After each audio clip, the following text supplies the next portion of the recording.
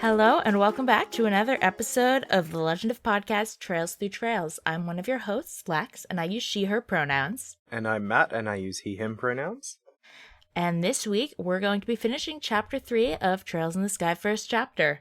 And boy, what a chapter it is. It sure is. I thought we didn't have that much left when I looked, because I've been doing a little sort of unfocused eye scan down the walkthrough just to get an idea of how much game is left in a chapter. There wasn't that much written down for the rest of Chapter 3, but a lot sure did happen, because I think my notes for this episode are maybe longer than last episode, which is wild. Yeah, it's weird when you look at like a walkthrough for Trails, because sometimes not much is in a walkthrough because you don't actually have to do much, but a lot of story is happening. It's just whether it's a lot of cutscenes or a lot of just like story battles, but not like that kind of thing. So sometimes it can be deceptive because you're like, not much is going to happen, but there's actually a lot of plot happening. It's just that they don't need to tell you where to go and what to do because you don't have to that much input. You don't have to do that much input. But before we get into that, what else have you been up to this week? What have I been up to? At time of recording, my review for Clair Obscure Expedition 33 is now out in the wild.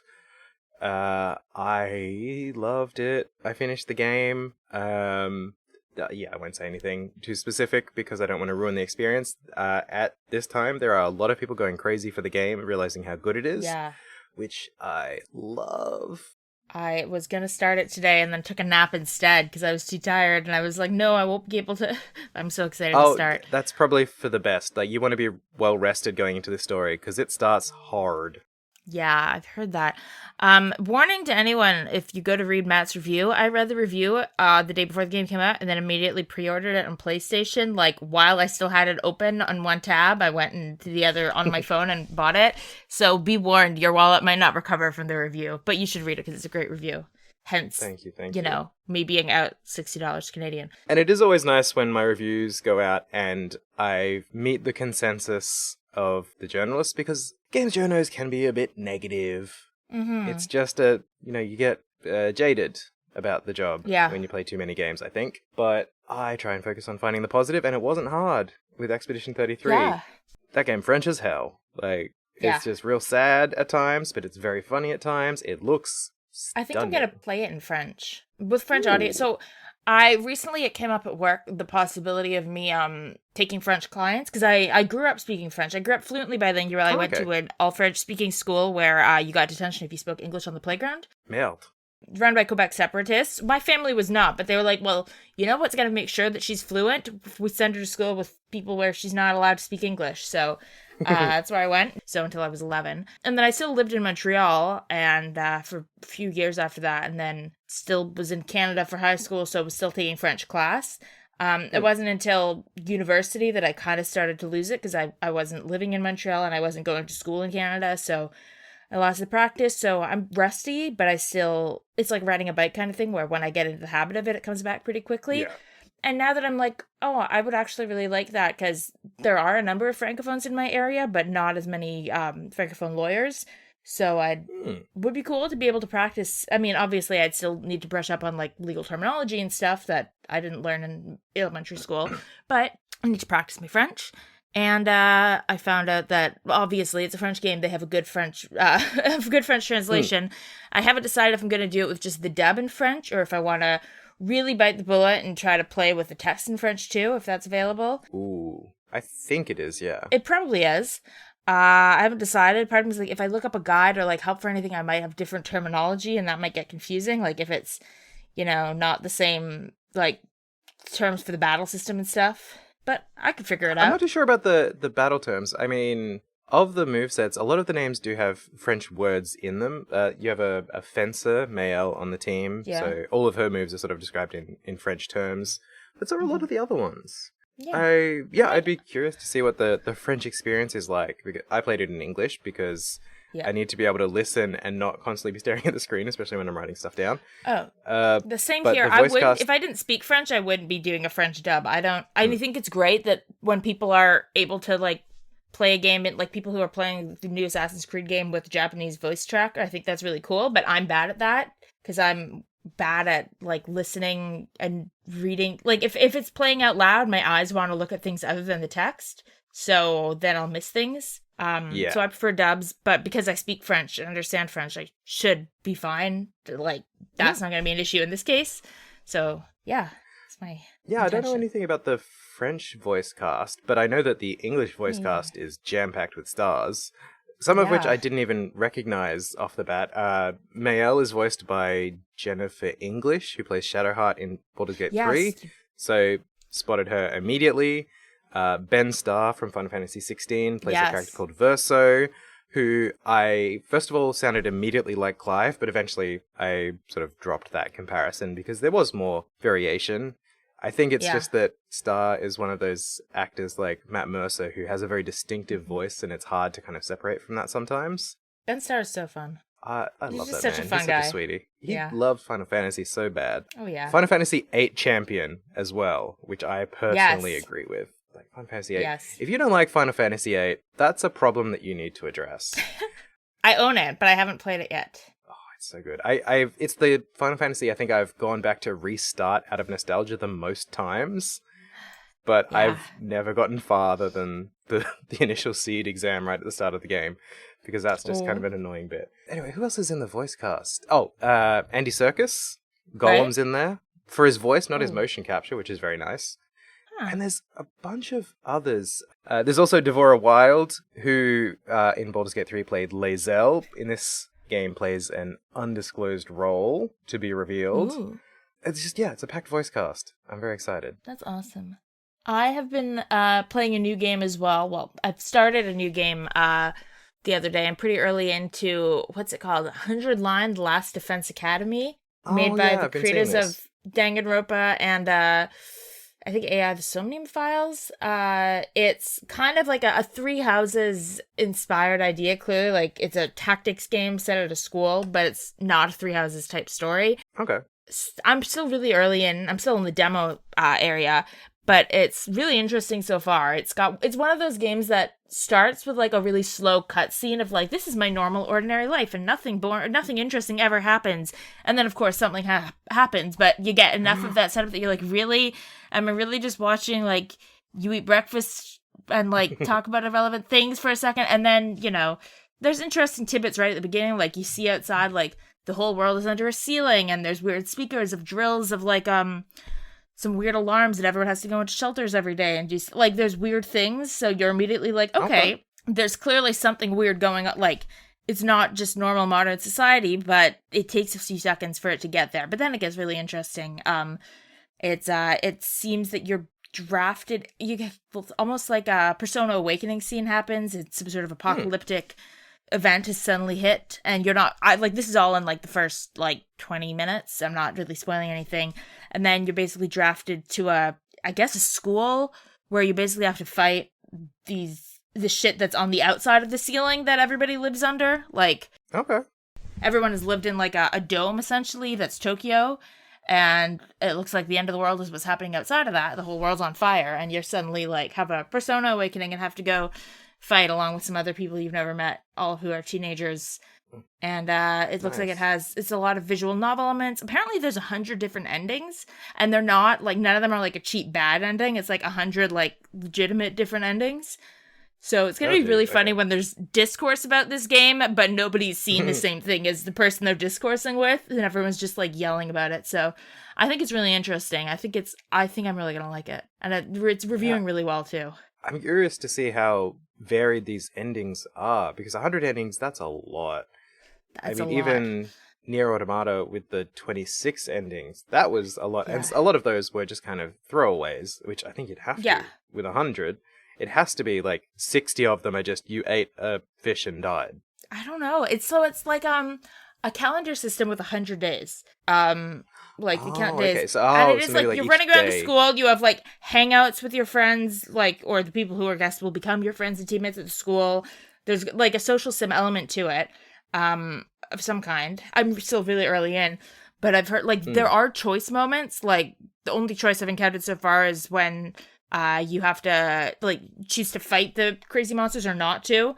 You also, in order to awaken your powers, you have to stab yourself in the heart, which is very Persona 3. Like, you have Very a metaphor. weird weapon that you stab in the heart. Very, very metaphor, very Persona 3, shoot yourself in the head, very, that. But they're wearing their inspirations on their sleeve. And then you get a power called Hemo Anima, which is like blood magic, transforms you. But it's tactics. Nice. And that's, so far looks like it's going to be really fun. Anyway, I will report back when I've played a bit more, but I think it's really interesting. I'm hoping it scratches that Three Houses itch. Yeah, it sounds really interesting. And I love those kind of mishmashes of different influences. To circle back, that's Expedition 33 as well, because they very blatantly stated that some of their inspirations are Persona, Shin Megami Tensei, Final Fantasy. Yep. And you see it. Like, yeah. I don't think it's a spoiler now that the game is out and there's full coverage. About, like a fair chunk into the game, a number of hours, you hit a story point and suddenly you have social links with your party members. Yeah, I did hear that. Which That's is exciting. So fun. And some of the most natural scenes, the most naturally acted scenes in the game as well. Awesome. I think they're really grounded. They're really like real conversations between people in a very unreal situation, let's be clear. Yeah. You're camping out as like rocks are flying through the sky near you, and off in the distance you can see a giant lady who's about to paint your age. But in between, you're like skipping rocks and talking shit, and it's so nice. I like that.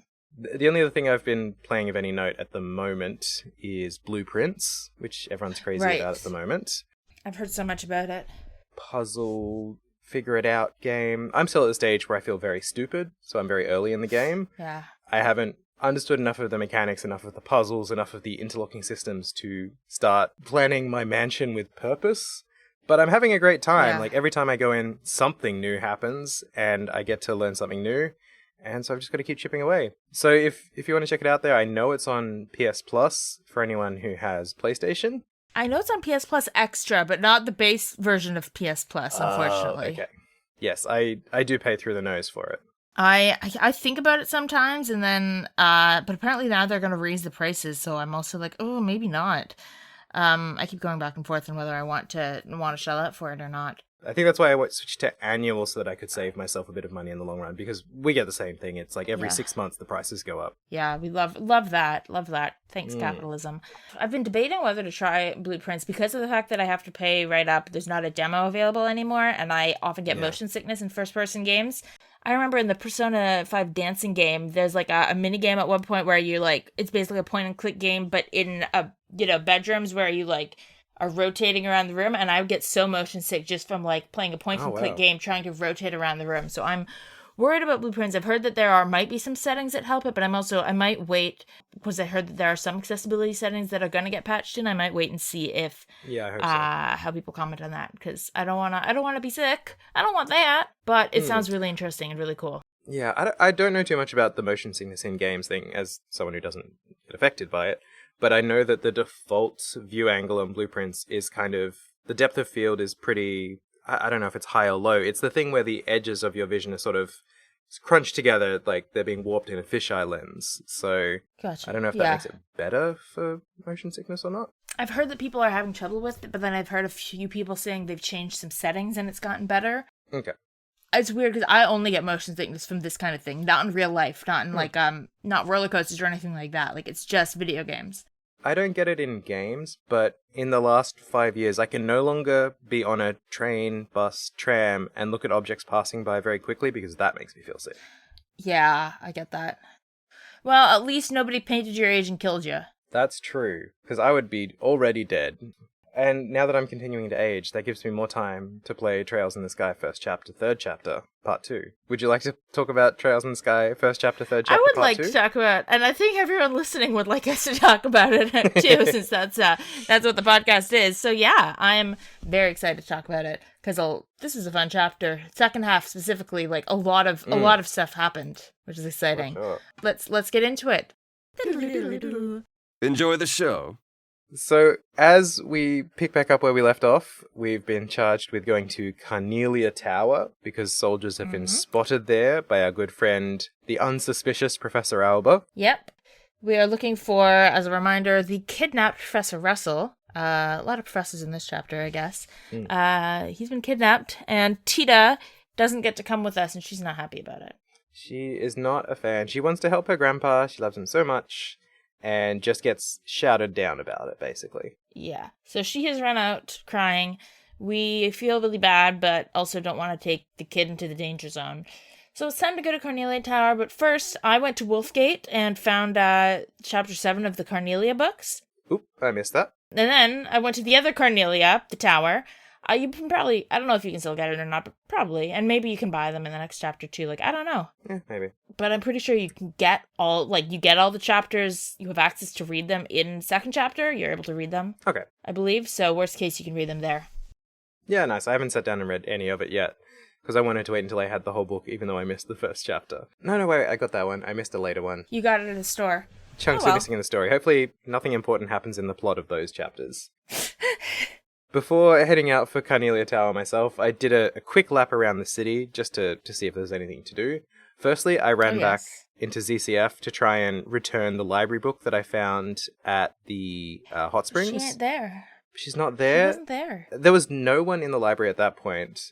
Slightly later, when I sort of circled back, because I kept checking to try and give her the book, time passes a little bit after the next chunk of story, and there is someone in there, but it's Igor, who's one of the elderly scientists, and he's just complaining because the librarian Constance has gone home early, which he's very mad about. But honestly, they had a terrorist attack earlier today. I think it's okay to have an early minute for the day. Yeah, exactly. Like, dude. I was upset about it, but I can understand it. I was just upset for side quest purposes. I mean, maybe Igor has a side quest too that he needs to deal with. Yeah, he's got his own Trails in the Igor going on. But I did notice in the lobby, Dorothy was hanging out next to the ZCF store, and she's just drooling over the different camera lenses. Yeah. I think she says something about, I always go with the Type 5, but these other ones look good too. And I think we've just seen a window into why she had so little money when we first met her. Yeah. Because she just sees camera bits and immediately goes, yes, I want those. All of them. But yeah, after that it was time to head to Carnelia Tower, because there's not really anything else to do at this stage. We're told that we have to rush, and we actually do for once, which is kind of crazy. Yeah, it's crazy. And we've got Agate with us, and all his big, strong crafts, which is great. So yeah, I got to the tower. We immediately get attacked by the attack Dobermans, the attack dogs that keep happening. And finally, our characters put together that they're tied to the Men in Black, which I feel like has been pretty, Yeah, my first impression was Carnelia Tower is properly red. I feel like the other towers have been kind of washed out in color, so you didn't immediately associate. Like Amberl Tower was kind of stone colored, so it didn't look that yellow. And we had Sapphireal Tower, which was a bit blue. It was blue. There was green. Asmelis Tower was green. But it's also, I get what you mean. They aren't quite as vibrantly colored as Carnelia. They all just kind of feel like naturally, like old rock colors, whereas the red of Carnelia Tower really jumped out at me. Yeah. Also, it looks like if Estelle stood up against the wall, she could blend in and vanish, because her hair and costume all kind of like match the vibe of this tower, which did send my brain spinning for a second, going like, oh god, is this a Destiny thing? Is each of the towers associated with one of the party members? Who's who? Josh is blue. Oh god, but then Tita's red as well, so it doesn't matter. Yeah, no. We're not quite color-coded. But I'm just so ready for all these conspiracies. I mean, Tetra means 4, right? There's 4 towers, so... True. But yeah, when they say, maybe they're tied to the Men in Black, maybe the Dobermans are related to the Men in Black. Yeah, dude. Like... Yeah. Did you think that the Dobermans and these random soldiers were just independently hanging out at the tower? No, they're related. Agate also reveals / confirms that this job of chasing down these Men in Black, it was Cassius who gave it to him, which we kind of knew. Like, we knew that Cassius had given him work that, like, passed on a job, but he confirms that, yes, it's the fact that he's chasing down these men. And it is kind of rough in the tower. It is definitely a bit of a... Partially because I keep getting lost, and partially because some of the monsters hit hard. Sucks that we don't have Tita. It would be really useful if she was here. Oh my god, Tita, yes. In particular, on the 3rd floor of the tower, there's one room in the center which is just full to the brim with monsters roaming around. The little packs of... what are they called? The pumpkin poms? Yeah. Little fluffy dudes. There's like 12 of them roaming in this tiny little room. It's next to impossible to get through the room without having at least 6 fights. Yeah, it's a tough time. I was kind of annoyed about it at first, but I found that at these points with fights that aren't that tough to beat, I'm basically just using them to soup up my CP before I go into a big fight. I just sat in the pumpkin pom room fighting all of them till everyone was at 200 CP. And as a bonus, I also leveled up and got Joshua's second S-Craft. So did I. Oh, it's so good. It's everyone hits everybody on the field, which is awesome. Black Fang. Yeah, it's not just an area attack. It's the whole combat area attack. It's real good. Black Fang. It's real good. Yeah, I think what I found frustrating about the tower is that because I like to use arts, and the only area of effect water arts are like the most expensive one, and because that's what everyone's weak to, I'm always like a little frustrated because I'm like, I don't have just like a giant. If I can use aerial to take everyone out, I'm really happy. But water, I didn't have any water arts on Joshua either, so I was annoyed about that. But I never changed it. I just kept being annoyed about it. Yeah. But we get to the top eventually. There are a lot of chests in here too. Oh yeah, the floor right before the top. Everyone gets a new weapon. They're all monster chests, so it was just another chance to kind of like soup up your power and then heal to recover before going upstairs. Which I forgot to do. I was like, oh, I'll keep going. And then I was like, oh, that was the last floor. Whoops, now I'm in battle and everyone has half HP. I did get a bit caught out as well because, I'm so used to the Trail series being so kind and putting an augment station, a pocket watch winder, right next to every single boss fight that I was just like, la-da-da-da-da, and I went upstairs to the fight with Joshua hanging on for life at the time. And it's a tough fight against these black soldiers as well. They really did a number on me. Yeah, it's that machine gun, man. It's that one with the gun. Yes. He can hard. hit an area effect with his thing, and it does AT delay, so it slows down everyone as well. Yeah. I just had them, they managed to juggle me in a way that I had to do the fight twice, because the first time, they just rocked my shit immediately and knocked me out. But again, I was like, man, Teoh would come in great right about now with that blinding craft, sorry. But no. So unfair. We beat them up. Afterwards, they're like, oh, that's fine, because they escape on a friggin' airship. The airship. The Bad Airship. They say, basically, they're like, we're threatening the professor. Kind of the same thing they pulled with Gilbert and the old man in the last chapter when they were like, well, we'll kill this civilian if you don't let us go. But with the professor, and we're like, well, you're not going to kill him. You clearly need him alive. And then I think it's Estelle who's like, the royal army's mobilized. It's too late. And then they laugh and say, oh, we thought you were competent for a second. And then the airship arrives to take him away. And Agate's like, okay, let's pretend to let them go. And then when the last guy's getting on, we'll rush him. But then Teoh comes in. And Tita's going, leave my grandpa alone. And she shoots at them with a big bazooka thing. It like, she does ruin our plan, but you gotta feel for her anyway, because she followed us here. She's so upset. And then one of the guys starts shooting at her, and Agate takes a bullet for Teoh. One of the other guys in black is like, the fuck are you doing? Like, shooting at a kid. Oh my god. And this guy's like, well, she was in our way. I guess descent in the ranks there, but they get away with the professor, and Teoh is very upset. I did like that when they pull up their airship to escape, Estelle is just done with everyone at this point in the day. She's so sick of things not working out. I have a screenshot of her just saying, of course it's an airship, cheaters. Right. Because she's like, no, we chased you to the top of the tower. We're meant to win now. Yeah, she's like, god damn it. Everything's ruined by Teoh, who shows up. Agate yells at the shrimp and tells her off, and then he takes a bullet for the shrimp. Yep. And then he yells at her again, and I think slaps her? He straight up slaps a child. And it's like, what the hell? And it's like, I want to think, like, I guess it's framed more as it's not clear if it's meant to be like she's hysterical, like, people say, oh, you slap a hysterical person, which I don't love anyway, but it's not clear if it's that or if he's actually like hitting her like out of like scolding. I don't like it. I'm choosing to believe that it's not as hard as the sound effect was, but don't hit the child. But it cheers her up for some reason, which is weird. Yeah, getting told nothing gets on my nerves more than kids like you who can't resist poking around where they have no business. And she's like, tee-hee, thank you. I don't know what that says about you, Teoh, that's what cheers you up. But I'm glad you're feeling better. Apparently your sense of like closeness and affection gets really messed up if your parents leave the country for long stretches of time to invent electricity elsewhere or whatever. Poor kid, I guess. He gets very flustered. Agate's very flustered at the fact that he cheered Teoh up. She's like, thanks, Agate. Really not trying to. Thank you for slapping me and telling me I'm a dumb bitch. Tee-hee-hee. Yeah. I didn't mean to make you happy. Shit. But we need to call in the military, so we need to leave the tower. And you have to like go through the whole tower, which was good for me because I'd missed a chest and because I hadn't realized I was going to the roof then. But you do have to find your way through it. So if you're struggling with orienteering, you still have to get your way down. But then as we leave, I gets kind of woozy. After taking a bullet. Yeah, like no kidding.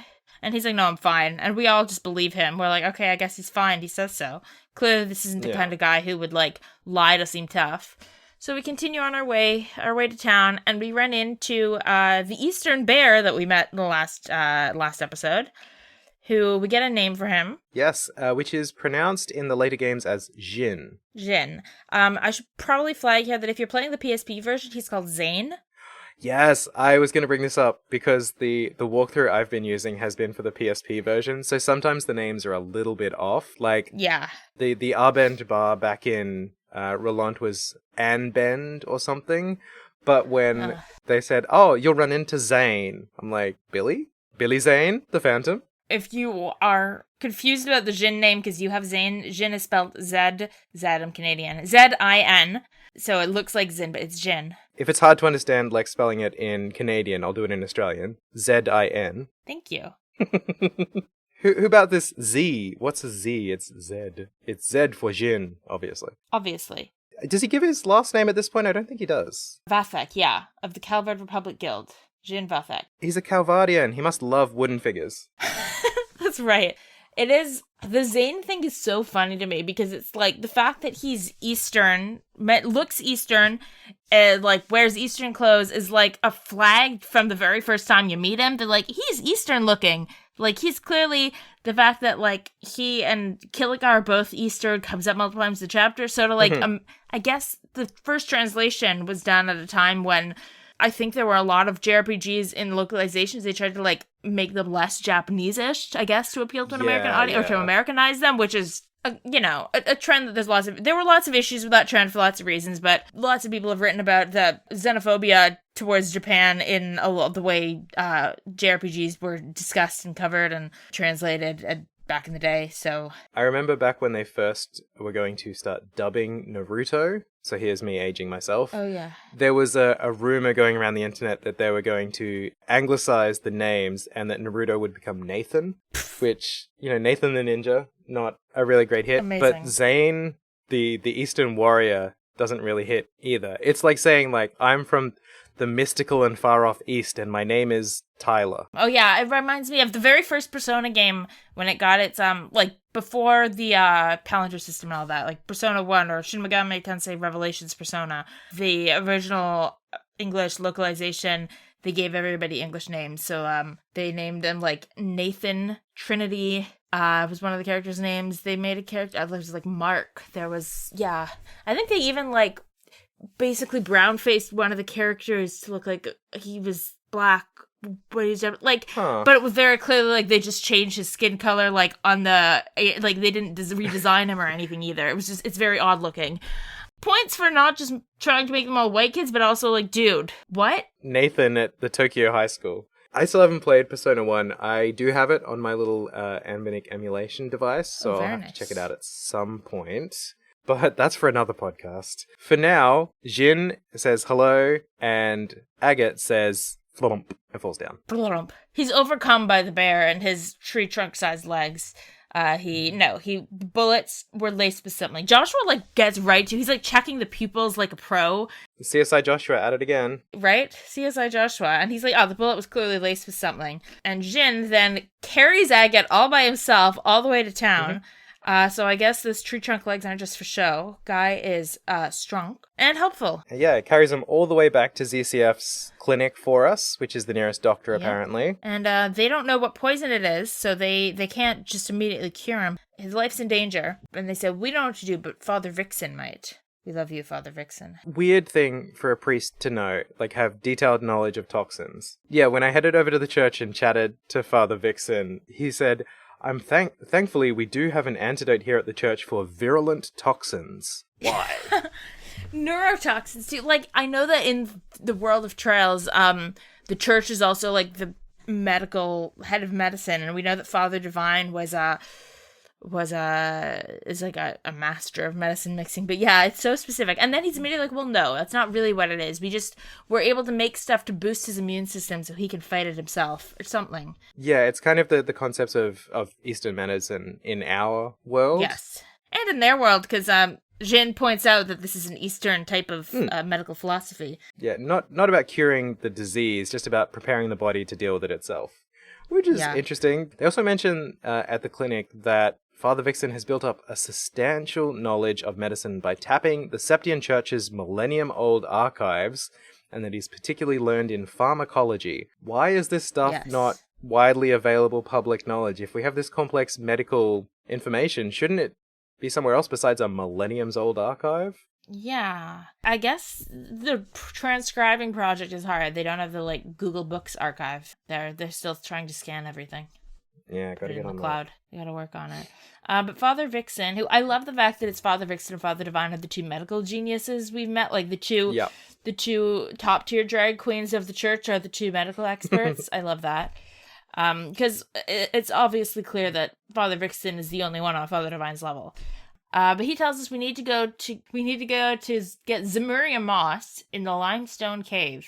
And it's like, but it's super dangerous because like usually groups of bracers have to go out. You can't just like have one lone person go off to collect it. So we go to report to Kilika and be like, okay, here's what we've learned. Apparently the cave, she's like, yeah, it's super dangerous. Every time we've sent people before, we've sent teams of 4 veteran bracers. Like junior bracers going is tough. But Jin comes along, so that'll make things better. And Tita insists on coming along this time too. Not only does Jin come along, he goes to volunteer to come along, but before he can even get the words out, Kilika's like, Jin will go. Yeah, he'll go. Just reinforcing that apparently they know each other because she's just like dobbing him in for work. Yeah, so we head off to the Limestone Cave, which I did a brief tour of previously by accident. And got lost in, I remember you told us. And got lost in. So this, I will sing out that in the show notes, I think every episode I'm going to put it, just this link to an archive of maps of every location in Trails in the Sky. Cities, dungeons, everything. Very helpful, especially for the towers, especially for this Limestone Cave, because it is a maze. It's kind of a big loop, so it's easy to get turned around because there is no map. I did a lap around. Turns out I'd gotten like 3/4 of the chests. A heads up for next chapter, if you have not been checking ahead to the maps, but when you play the final chapter, chapter 4, there's some areas you'll definitely want those maps. I mean, you don't have to, but you'll probably be real glad. The final chapter has some confusing areas. There's a reason we're able to record this podcast weekly, and that's because we use the goddamn maps. Because otherwise we wouldn't get through these in any reasonable amount of time. Otherwise we'd still be lost in, like, the Nebel Valley in chapter 1. I think I'd still be in, was it Sapphiel Tower that really fucked my shit up? Asmelas was the first one. Oh yeah, Sapphiel also fucked you up, and Ambrel did the too. up-down layers. The tower struggled. Carnelia Tower, a lot easier to navigate. I barely needed the map, but some of them is, man, someone needs to get in there and rebuild all those broken walkways because it is impossible to work out how to get through. Oh my god, yeah. But we're done with Carnelia Tower for now. No, we're in the Limestone Cave now. Full of penguins. So many penguins. Oh, so many penguins. I like that the different colored penguins have different descriptions. If you have the information quartz, like they have different summaries of what they do. Like one of them throws fish at you. Yeah, that guy sucks. Yeah, but it's very funny that it's like he excitedly throws fish. There's 2 different monster chests in the Limestone Cave as well that are full of every kind of penguin, and it is a rough fight. They are a really good use for Black Fang, Joshua's new S-Craft. I was very happy to wipe them out en masse because there are so many of them everywhere. But we finally make it back down to the very bottom of the cave where I'd already been. I saw the big glowing rock there on my tour. I did have fun running around, collecting all the chests, knowing where I was going. One of the ones that I missed had a really cool chest message as well. It says, the chest is empty, but covered in scratches. It spells out, Mr. Tiddles was here. What? I kind of like that one too. Is that a cat? Do we know a Mr. Tiddles? Or is this just a throwaway? No explanation, and I don't think there is an explanation. I think it's a mystery that's never meant to be solved. There's just a literate cat running around here somewhere. Maybe it was Antoine. Maybe Antoine's last name is Tiddles. Antoine the cat from... Antoine Tiddles. Yeah, we get to the bottom of the cave. We find the Zulmaria moss, which I'd run across originally in my sort of random run around the cave. I'd seen that and said, that seems like it's going to be important. Turns out it was. Yeah. Estelle's questioning why the moss glows, and Joshua mentions that it's probably because the makeup of the moss has a lot in common with the makeup of septium, sort of the same core ingredients, making it glow, which, maybe if it's like septium, which attracts monsters, this will also... Oh, shit, it's the king penguin. Amazingly, waves appear on the water, and then a penguin jumps out of the water and arrives and, lands down. I don't like how he looks. He looks so weird. And Estelle goes, is that a penguin? And then parentheses, an evil penguin? She has the most done look on her face. She's like, today is just such bullshit in the world of Estelle. She's done, yeah. She's like, the fucking airship, the evil penguin, come on. I love this jaded, I've been working for several weeks, Estelle. She's really gotten there quickly. She has. Also, as a shout out, on the day we're recording this, since we're in different time zones, it's Saturday for Matt, but it is Friday for me, and apparently it is World Penguin Day, which I just found out right when we were starting to record. So World Penguin Day, so that feels pretty fitting. I don't think we should celebrate this penguin, though, because I did not like the king penguin. He's mean. He's tough. He's like the thickest enemy we've faced yet. He has 6,000 HP, which I think is far and away above anything we've fought so far. Oh god, yeah. He comes with a whole tribe of the other penguins, so you're getting delayed, you're getting confused. One of the penguins tried to charm Jin, but it didn't work because he's not a bird fucker. But then finally, after chipping away at this penguin for forever, took him down, and as a reward, I also got a new S-craft for Estelle! Yes! And hers is still single target, but it's a lot stronger than her first single target one, which is great. I've barely touched her S-craft to date because it just didn't do anything. She was able to hit harder with arts and most of her attacks than the S-craft, it felt like, so it just didn't seem worth it. But hey, we beat up a penguin, and now we have some moss, so we can hike back to Zeiss and do something about it. We've got to rush to the factory. Yeah, well, we rushed to the church first, because we need Father Vixen to mix it up. Oh, yeah, literally, I made this mistake. I jumped a step when I played, and I was like, gotta get back to the factory, gotta get to the hospital. And I ran up to the doctor, and she's like, yeah, go see the priest, man. He can do it. And I was like, oh, shit, okay, sorry. And then amazingly, when he does it, he's got, his Bible in front of him, or his Jamurian scripture, or whatever, and he does, Bible magic mixing it. Some sort of magical, glow comes out. I just wrote, he uses Bible magic to mix the medicine. Yeah, it reminded me of Frieren, the anime, because they make a distinction in that series between, combat magic, which everyone knows, and then religious healing magic, which is contained within religious texts and can only be done by priests. So I thought, maybe there's a separate kind of goddess magic that only religious figures can do. That's pretty cool. Yeah, it might be. But yeah, he goes, bada bing, bada boom, venom be gone, magic juice. Mm-hmm. And we get the magic juice, and this is when Jin points out that this philosophy it's a very Eastern approach to medicine, and Vixen goes, there's a shared heritage. The church we know has been operating throughout the whole continent for a millennium. Mm-hmm.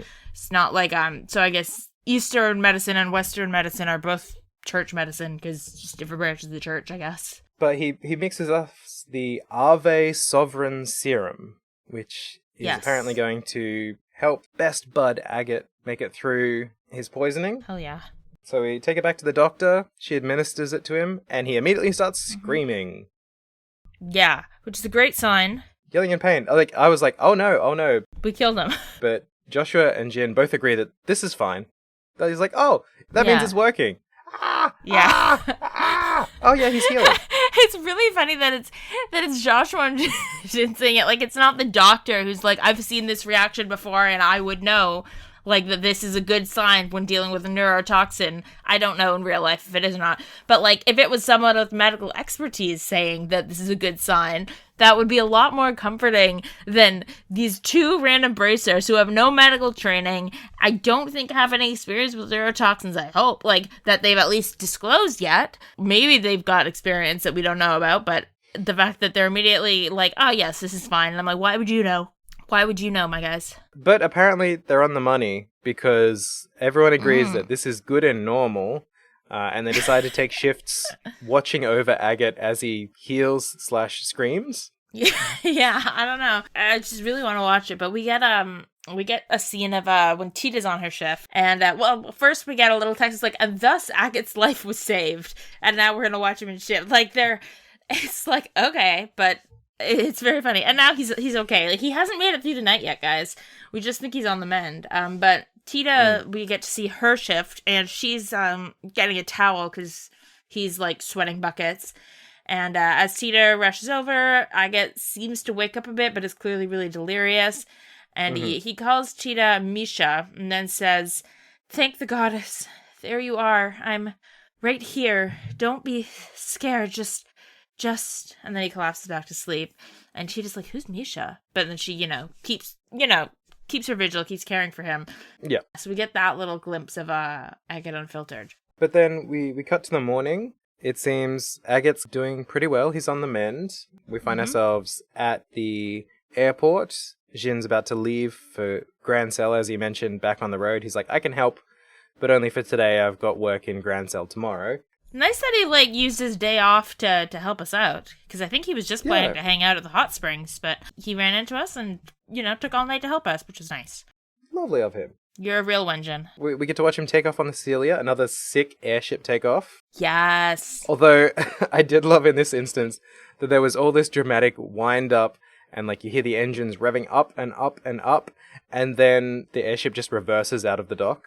It's it doesn't take off up as I was expecting it to, because it sounds like the engines are winding up to go zoom, but it actually goes beep, beep, beep, beep.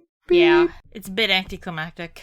Also, really awkward way to wave goodbye to someone. You wave goodbye, and then the ship just kind of rolls back a little bit, and you're like, slowly. Oh, yeah, still goodbye. Yeah, I'm still going, still leaving, Haha, yeah, it's funny, this is awkward. I guess it's like when people, would take boats, and the boat, really slowly, giant, boats, and you're just, waving your handkerchief for, 10 years. But, off he goes. He was very helpful, but he's gone forever, probably. Forever. As a side note, though, before he left, he does call Tita Little One. I noticed. I think he said it twice. I just think that's really cute that he calls her Little One. Better than calling her Shrimp, or... Yeah, or slapping her. That would be an interesting way to say goodbye, for sure. In any case, Tita's going to take her chances back with Agate. She's going to watch over him as he continues to recover, just to make sure he's okay. I do like that we frame it as, we're going off to, investigating this stuff dangerous. We give her something to feel important to do when she's not coming along. Instead of just being no, you can't come, you won't help us. We're you need to look after Agate. It's something you can do to help. You're contributing here. That's a better way to, keep a kid out of danger than just saying, you'll ruin everything, go away. Give her a sense that she's doing something to help. She's a 10-year-old. Just because she's a genius doesn't mean you can't trick her. Exactly. And she's a very, very trusting 10-year-old. Estelle does mention as she leaves that she's surprised that Tita cares so much about a guy with no manners. And I was just like, get him, Estelle. Get that man who's currently unconscious. Yes, absolutely. But she's right. He needs to work on his manners real bad. But we have to report to Kilika, because that's what you always do. I mean, with guilds in general, but especially Kilika, because and Kilika we trust, right? Kilika knows everything and does everything. So we go to see Kilika, and she lets us know that apparently the Royal Army has stopped all the mandatory inspections it was doing as part of the search for the professor, which is pretty alarming. They sure are. They mention a number of concerning things. She tried to contact the military and got no response. The checkpoint restrictions have been lifted. And the intelligence division at Leiston Fortress have also gone silent. She hasn't been able to get word from them either. So it seems like the entire fortress has just kind of gone into do not disturb mode, which is concerning. To say the least.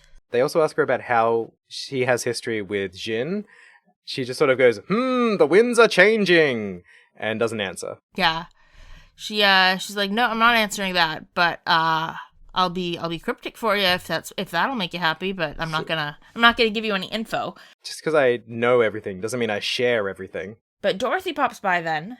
Yeah, they remember that Dorothy had handed over her photos of the black-clad soldiers leaving in the Royal Guardsman uniforms. Yeah, she still hasn't gotten it back. And as we're talking about it, she walks in, and Joshua, still kind of feeling the biblical terms that we left Agate on, says, "Speak of the devil, and yea, verily." Yea, verily. I loved that. I was like, all right, Josh, chill.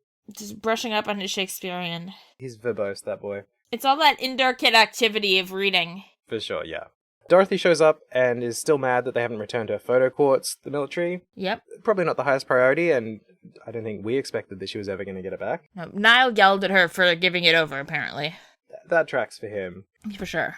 She did take some photos of the fortress instead when she went up there to try and get her photo quartz back. She was just like, I don't know, if I can't get that, just like a pretty picture of the fortress will do. Which you're not allowed to take photos of it, and she's like, whatever.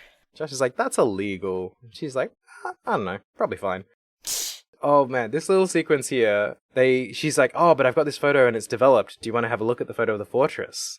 And she shows it to you, and it's a picture of the fortress at night, off to the side. It's very well composed. Yes. And they're all talking about, I think I can see something there in the corner. What is that? What is that? And I'm like, what are they talking about? I was looking at the photo, trying to figure out what the hidden detail was. And I'm like, okay, so there's the fortress, there's the water, there's the moon, there's the land, there's an airship flying overhead. What's this small thing they're talking about? They mentioned something about a window. So I was looking for like a hidden window that they could climb in. Oh, God. Then they sort of pull back and it's like, oh, wait, that's an airship. It's like in the middle of the photo. It's not It's the very central blurry. point. Like, it's dark. You can't see, like, the colors of it or anything, but, like, it's clearly an airship. It's fairly big. Like, it's not hiding. It's right there. It's big, it's detailed. You can immediately tell not just that it's an airship, but which airship it is, because it has a distinctive shape. Yeah. But they're just, like, standing there with a magnifying glass. And Estelle's the one who notices first. Bad sign which for is everyone else. when Estelle's the observant one of the group, you all need to do some soul searching. Maybe maybe the penguins scramble their brains. With this shocking new piece of evidence, it's time to make our way to Leiston Fortress to find out what's going on. Get some answers. Shall we head to the fortress? Let's do it. Let's move out! So as we head to the fortress, I think at this point there was another side quest that we could pick up as well. Just a monster on the road. Yes. So I did that. I mean, he was tough to kill. I think that one's mandatory because you can't get past it to the fortress unless you do it yet. But you get BP for it. Another Ritter Road monster. And anyway, I killed that guy. Carried on my merry way. Mm-hmm. Discovered, as we get to Leiston Forest, we learned that it was apparently the main base of the counter-offensive in the war 10 years ago, which is interesting. Mm-hmm. It's a lot bigger than Hawkingate, which is weird because Hawkingate's the one that actually borders on the Empire. You would think that you'd build a bigger fortress on the border than just in the middle randomly of the country. But whatever. I don't know military strategy. Maybe it makes sense. And as we're, charging forward to get answers, Joshua says that Estelle isn't acting like her normal timid self, and she's reminding him of Dad, to which I say, when was Estelle ever timid? Except for in, like, the last 20 minutes when she started freaking about emotions. Yes, but she's never been afraid to charge in there and get answers from people. It's only about, like, her emotions that she's been, flustered. Like, what do you mean timid? What do you mean, Joshua? Yeah, she's definitely coming across more confident, more self-assured. Yes. She's, like, immediately making plans for how to investigate and invade the fortress. Oh, yeah, no, for sure. She is acting different, more grown up. It's just the timid specifically, and, like, that wasn't her issue. Charging in she was never too scared to charge in there. It was actually kind of the opposite problem. In the end, the plan is just to walk up to the gate and try and get in to see the intelligence division, I believe they want to go see. Yeah, they want to talk to someone from the intelligence division. Nobody wants to meet us, though. A loudspeaker, is saying, civilians aren't allowed here, turn back and leave. And we're like, what the hell? Where's this magical voice coming from? And Josh was like, it's a speaker, Estelle. And so then we say, no, we're not civilians, we're bracers. And basically, in order to convince them, you get 3 options of things to say related to the lead. I don't actually think it matters which you choose, but I chose the true one, which is that we had a lead on what happened.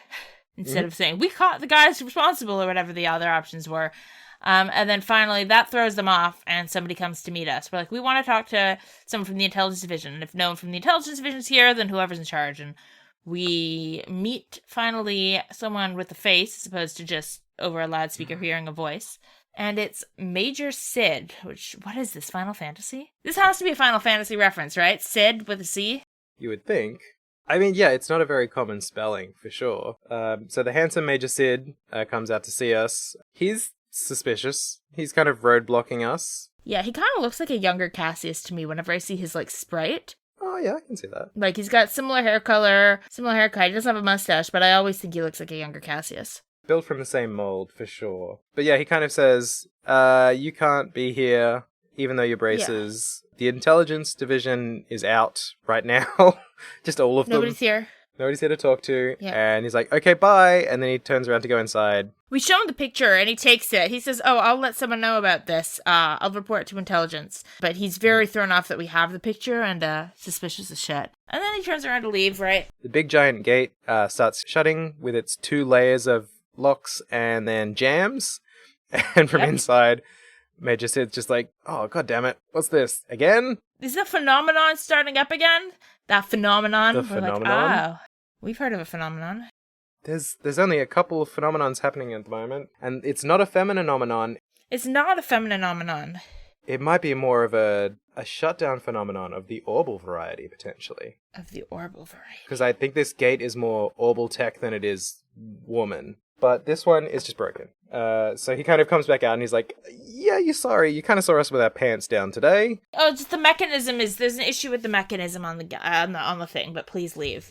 But immediately when they hear it, Joshua and Estelle are immediately like, wait, we definitely know what's happening. They clock on right away. They're not like, I wonder what that could be, which is nice because Estelle at the beginning of the game would not have immediately clocked what was happening, like that this was the orbital shutdown thing that was suspicious. She probably wouldn't have, and now she immediately clocks it. Joshua doesn't need to cue her in, which I do like how Estelle, we've seen her steadily grow and develop in the game. Yeah, Detective Estelle. Oh yeah. It doesn't seem like we can do much more here, so it's time to start backtracking. We get to the far end of the very, very, very long drawbridge. Yeah. And they're kind of like, well, we should probably just head back to town and kind of report all this back in. Yeah, we shouldn't talk about it right next to the military fortress where they disappear people.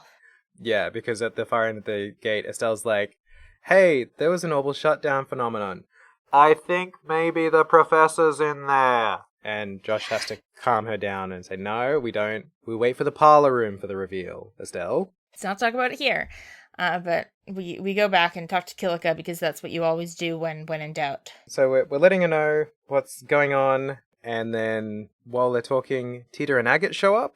And Agate's like, sounds like you found a lead on your friendly neighborhood criminals. Cool line, bud. Which I just enjoy that scene. How many times did you practice that outside? But he walks in and they're very surprised, like, oh my god, you're up and about. Are you okay? And he's like, yeah, I just woke up a few minutes ago. So he woke up and immediately ran to work. A neurotoxin that almost killed me. And getting shot, let's not forget. He got plot shot, not combat shot, so it matters. Yeah. But yeah, he's here. He wants to charge off on the mission with them. Tita is immediately manipulating him to take it easy, which is great. Oh yeah. She's good at this. Be careful. He's just so flustered by her at this point that he's like, it's so funny. Shit, all right, I'll try. And Agate's immediately like, let's infiltrate the fortress and just bust it all down, take it all out with one stone. And Kilika's like, that'll breach the non-intervention clause. And they get into, again, like with the Mayor Delmore thing, that they really have to walk a fine line because they're not allowed to interfere with political stuff. But then Kilika walks through how because this is, I can't remember the numbers, I think it's Rule 1 is that you can't interfere. Rule 2 is that civilian safety overrides any other part of the Bracer Code. And because there's a civilian in danger, Professor Russell, they can override the clause of non-intervention.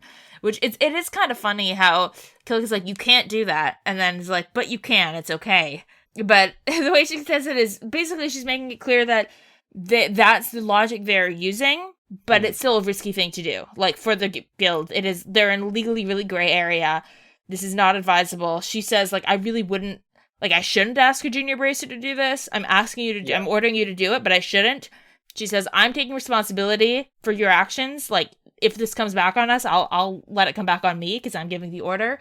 But, this is getting into the gray areas. And I do like that they don't treat... the fact that not being able to intervene politically as bracers is problematic and gets in the way of your ability to help people. I think in a lot of other games, being non-partisan, non-political is just neutrality is treated as an inherent good. And I like that right from the first Trails game, they really tangled with the fact that political neutrality can actually be a problem in itself. It can be political in itself to be apolitical, and that.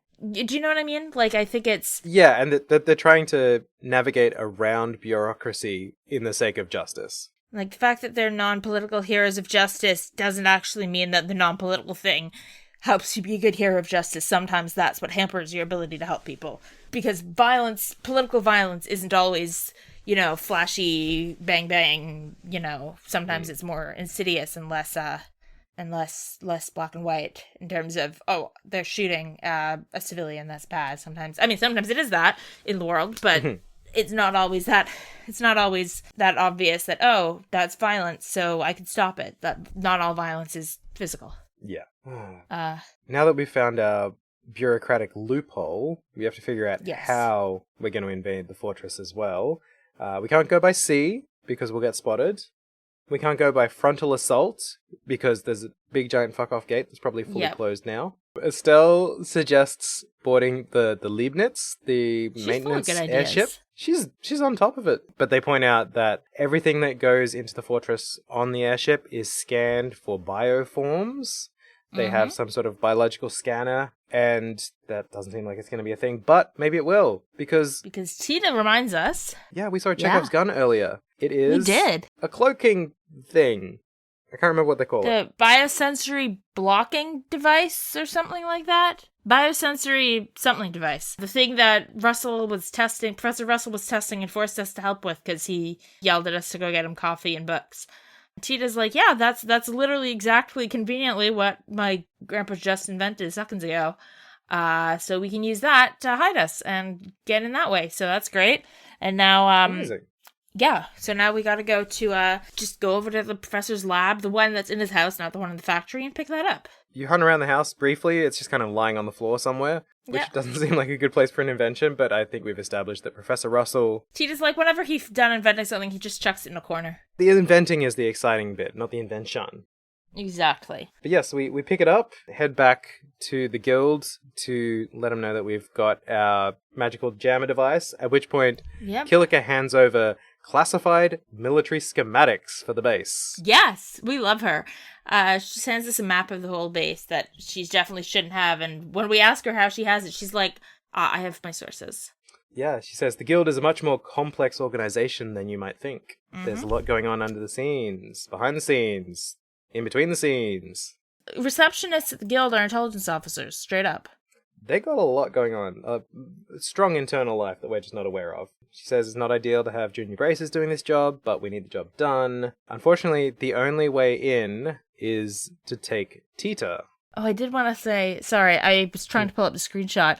What she says about how she got it is, the guild has ways of obtaining information it is best that you do not know, which is so ominous. Ominous as fuck. Like, did you torture a man for this, Kilika? Is there a waterboarding station behind your desk somewhere? I wouldn't put it past Kilika. But yeah, Tita has to come because she's the only one who can operate it. And we're like, well, shit, we can't argue against that. And Agate really doesn't like it, but eventually she wears him down. Yeah, because he's a big softie, as we've revealed. Mm-hmm. So that means it's time to go to the Leiston fortress, except it's side quest time first. Exactly, because finally you can finish this. I was able to hand in the thing to the book to the librarian a little before this, but then I couldn't leave the right way. Like, you keep not being allowed to leave out certain entrances. That really got me because I mixed it around a little bit in the order of how we're talking about it. But before going to Leiston Fortress, I did make another trip back to the archives to see if Constance had started work for the day. She had, thank God. Yeah. So I handed back the Hot Springs book. She gives you the mission for the next one, which is an even more obscure clue. This is the point at which I realized that if it weren't for the walkthrough, I never would have finished these side quests because it is so opaque. You're given a clue, which is just a symbol. It kind of looks like the 5 side of a die, but with the middle dot changed to a cross. And I was just like, what the fuck? Do I have to hike all the way back to the casino several towns ago? No. Oh, God. Turns out it's actually something down on the Trat Road. But yes, up until you've returned from your first attempt to get into Leiston Fortress, you can't go south because you go through the gate. And Joshua's just like, Estelle, that's not the right way. We need to go east. Yeah, it's like, I know where I'm going. Shut up, man. I'm a librarian right now. Yeah, stop nagging me, Joshua. Finally, after this, also funny that when you try to leave the gate, there's that little dialogue and he's like, hey, no, we need to go the other way. And if you turn around and try to go again, like I did, because I will not be told no, he has a different line. He's like, didn't Oh. you literally just write this down in your bracer notebook? Oh my god. It's the other way. Oh god. Sassy Joshua. I'm glad you did that because Yeah. I didn't try that. I'm glad you got that extra dialogue. But finally, now that we've established that we can't just run straight into the fortress, we can head south to go find this book. Man, I don't know Yes. how I was meant to get this, but it's basically there was a spot where there are 5 pillars, one really big Yeah. one in the center of this sort of 5-side of the die composition. There was a chest there that had something in it originally. I don't remember what. There's also just a book stuck there. I think it was the sapphire. I think it was a talisman. One of the elemental talismans. Yeah, I think it was, because it was one of the nice chests. Yes. I don't know how I would have found that. That breakdown of the columns isn't even on the mini-map for the area. Yeah. So it's not like you could scan the map and be like, oh, there's the shape that matches. You just have to instinctively know that this is what it is. I would have been done. Yeah, it's a tough one. I found that book and I ran it back. Then that shifts us over to Librarian +3, the final quest, Yes. because it's at this point that Constance also reveals that this is all a game, that apparently it's tradition for them to hide 3 books, and you're just kind of doing the work for her. It's some nerd shit that they do around here. Clearly they don't have important bracer jobs to do. This is what they have to do with their time. Exactly. But they don't even use their own time to find the things. But the final clue is really weird. It's Something. like where the others were just kind of like, there was a description that kind of pointed you in the right direction, then a landmark that didn't help you at all. And then this one is a very obvious code of numbers and letters in a piece of text that spell out something. Yep. I have the screenshot if you want me to do it, since you've done all the secret messages before. Yeah, go for it. Ah, you, 3 in parentheses, 1 cypress trees, nestled, with a capital N, atop this grassy hill, exclamation point. Afflictions of the far of, parentheses, capital F space, capital L, and parentheses, lands. Well, ands, but with that L, it's lands. Yeah. Draw nigh unto, with N and U capitalized, me like wine barrels. Barrel is all in capitals, but the S at the end of barrels isn't. Tumbling lightly down a soft incline as I drift into reverie, with a capital R. Also, just really funny because one of the games is Trails into Reverie. Enveloped, capital E, within the resonance of the toiling bell, capital B. Exclamation point, end quote. I don't know what it was meant to be. What I got from this is the brackets that you have 3 and then FL, 3rd floor. Yes. And then Yep. barrel in capitals. Barrels. And then it Yeah. seems like the rest of the capitalized stuff is a red herring? It's not. It spells out all the letters together are an anagram for Annenberg, and the Sanctime Gate is part of the Annenberg Wall, which is the wall that surrounds the capital city that you were able to... So you have to be, like, really in on your shit to actually... Like, it's so obscure. It's almost worse than if it was a red herring, because it all spells out, apparently, Annenberg. And I did not get this that is at all. What it's the Annenberg Wall is the wall, the like wall fortress gate surrounding the capital city. The gate, the Garoon Gate that we could visit in the prologue, on the Roland side, and the Sanctum Gate here are the 2 gates that on the Annenberg, but they're all part of the bigger wall. Right, so that's the clue. So Sanctum Gate, but it's opaque. I didn't figure it out myself. Like I read that. I read that explanation. I got 3rd floor barrel, so I ran up to the 3rd floor of the building just to see if there was anything there. Oof. No. Through a guide, I learned that yes, it's out at the gate, where it was on the 3rd floor with a barrel. So at least I got that much. Yeah. Yes. No, if it weren't for the Annenberg Gate thing, it would be a much more straightforward puzzle, but that's the part that's like, come on, my guys. So we find just in a random corner in the gate, in a barrel, the book wrapped in oiled paper, where there's a little caption, and maybe I'll try and read this in like an academic old man voice. Oh, yes. Please do. Acting on this podcast, we act. We act. I said in our first episode that we've been doing voice training so we can do voice act the entire series. You thought I was joking, but nay. All right, getting into character. Old. Unique New York.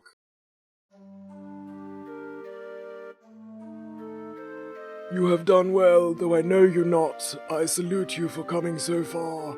Allow me to introduce myself. I am a quartz researcher and the criminal who hid the 3 books. I have used the riddles as a way to find someone intelligent to whom I could entrust my work, and you lived up to my hopes and expectations remarkably. Consider the enclosed quartz your reward. Take care when examining it. Thank you all for all your time. I truly hope that my quartz will prove useful to you. P.S. If you have found this package by sheer chance, how embarrassing. And lucky you! Please return it to the second-floor archives of the Central Factory. So nice that he had a plan and a backup plan, whoever this person is. I love that. He's like, well, that's embarrassing. Yeah. And we get an Impede 3 quartz, which is very nice. Yeah, I was like, this was about the point when I started souping up my augment layout as well, because I was like, oh, I'm getting like 3s, I should probably update things. Which is when I used a very helpful augment guide, which kind of gives you suggested augment and quartz layouts per, not even chapter of the game, per sort of key point of the game. So yeah, whatever your team ends. I'll link in the show notes along with the map guide. But it just gives you some suggested builds based on the quartz you could have at this point. So some of them, it's like, you'll have this quartz if you've done this side quest, or you can just go like cash in to create some more quartz. And I did find that it kept things balanced and varietal. So not everyone was using the same set of spells, and I had a good spread of coverage across all the different elements. Which did come in handy. I actually put the Estelle's one in place before doing the King Penguin fight, and going through that whole dungeon where everything was weak to water. Oh, sorry, no, that was Carnelia Tower where everything was weak to water. That was where it came in really handy because, we'd get those big swampings of enemies and I'd just be like, area effect water spell, bye-bye everybody. Bye. We take the book back to the librarian. She's like, thanks for doing all my work for me. I have a screenshot of this one so I could read it to you all. 31 cypress trees. Because I find this one, I like this one. I don't know why, but I do. 31 cypress trees. And it's written kind of like a poem, so the good farmer Sheprot is the first line of every single verse, I guess, and then the second line changes. The good farmer Sheprot planted 5 cypress trees in his garden. The good farmer Sheprot dunged the earth carefully about them. The good farmer Sheprot suffered a year of pestilence. The good farmer Sheprot watched as all of his trees withered away. The good farmer Sheprot planted another 7 cypress trees. The good farmer Sheprot dunged the earth about them even more. The good farmer Sheprot suffered a year of bitter winter. The good farmer Sheprot watches all of his trees snapped in the biting cold. The good farmer Sheprot planted still another 9 cypress trees. The good farmer Sheprot dunged the earth about them furthermore. The good farmer Sheprot saw his trees grow into a great canopy. The good farmer Sheprot watched as all of his trees broke under the weight of a great snow. The good farmer Sheprot, in order to confect a single grand cypress, the good farmer Sheprot planted 32 cypress trees. The good farmer Sheprot, with his loving goodness for them all, the good farmer Sheprot bought 31 cypress trees to the depths of ruination. So it took him, he killed 31 cypress trees in order to get one grown, the 32nd. I didn't think the good farmer Sheprot is a good farmer. I find that quite entertaining. Dunged to the earth, first of all, like, I know what it means, but dunged is a really funny phrasing, I find. I don't know, it's like the opposite of if at first you don't succeed, try again. It's like, if at first you don't succeed, maybe stop being so fucking wasteful. That's the moral of this tale. Also, how long did Sheprot live that he was able to watch all these trees grow? Like, trees don't grow fast. Is this guy immortal? Or just really not understand how seasonal cycles work. It's like, oh no, my trees are bad in the winter. It's like, it's winter. That's how they go. But they kept dying and then growing again. Like, he clearly was alive long enough to watch them grow into a canopy and then fall under and then die again. Like, they grew enough to, like, die in these dramatic ways. I don't know, man. I'm curious about his life story. I don't think he's a good farmer, but I am curious about him. But the book is returned. Our job is done. We never have to talk to this librarian ever again. Never again. We just did all her work for her. Yeah, she low-key says, thank you for doing all my job. Yeah, now I can Finally, relax. I can relax. We can't relax, though, because it's time to get ready for Leiston Fortress. Yeah, it's time to infiltrate a military base, just casually. But I'm sorry, you can't be bothered to go look for some books, Constance. We have to infiltrate a military fortress. Day 1 of us being braces was fighting the military, and Day 7 is no different. pretty much. So we go off to the landing port now. At least I went off now. I did a little shopping at the general store just to get some ingredients so I could cook, and then I didn't need any recipes, so it turned out to be kind of a moot point. But we go and see the Leibniz, and it does some cool shit. Like, it's below deck, and then it, like, rotates all the way around and up. It's a cool animation, and Professor Russell invented this whole setup. Yeah, it's pretty wicked. I don't understand what it achieves. Me really. neither, but it's cool. I guess it has, like, It's there's a very maintenance. I think there's an area devoted to maintenance for the ship. Like, on top of being a maintenance ship, there's a maintenance area. And this is to get the ship from that maintenance area below, below up to the boarding platform. It sure does look cool, Professor Russell, but you could also do maintenance in open air, I guess. Yeah. But it doesn't matter. We're bored with Gustav. He's taking us on his ship. Mm-hmm.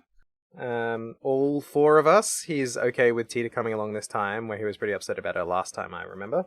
But right as we take off, Dorothy runs in, and Dorothy's gotten some news. Dorothy's done some journalism and has some journalistic info now. She's got a scoop. She sure does. It's bad. Disturbing. It's pretty fucking disturbing. She tells us that royal guards in Grand Salle have been arrested for treason. Treason? That's one of the big ones. That's a big one. That's not good.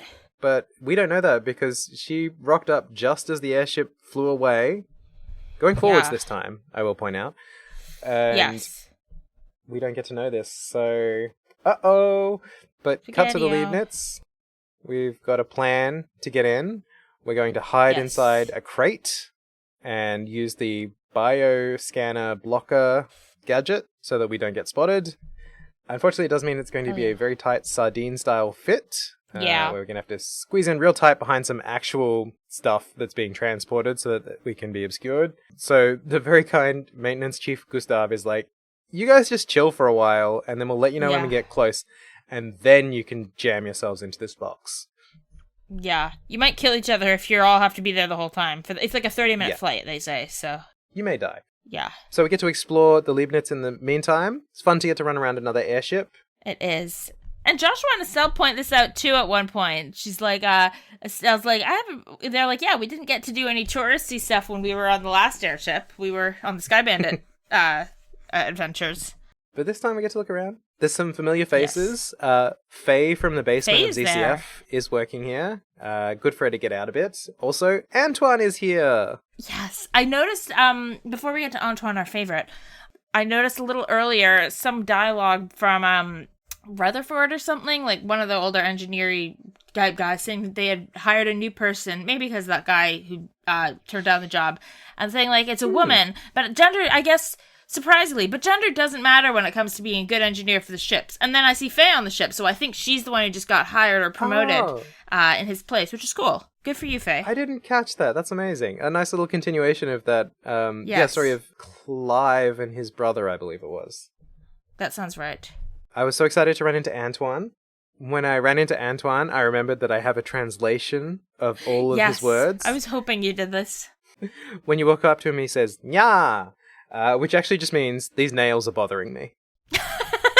So he's just, I think he's just upset, like, walking around with claws on all the metal surfaces. He's like, these nails are bothering me. It's like an annoyed reaction sound, apparently. I see. I thought it was great.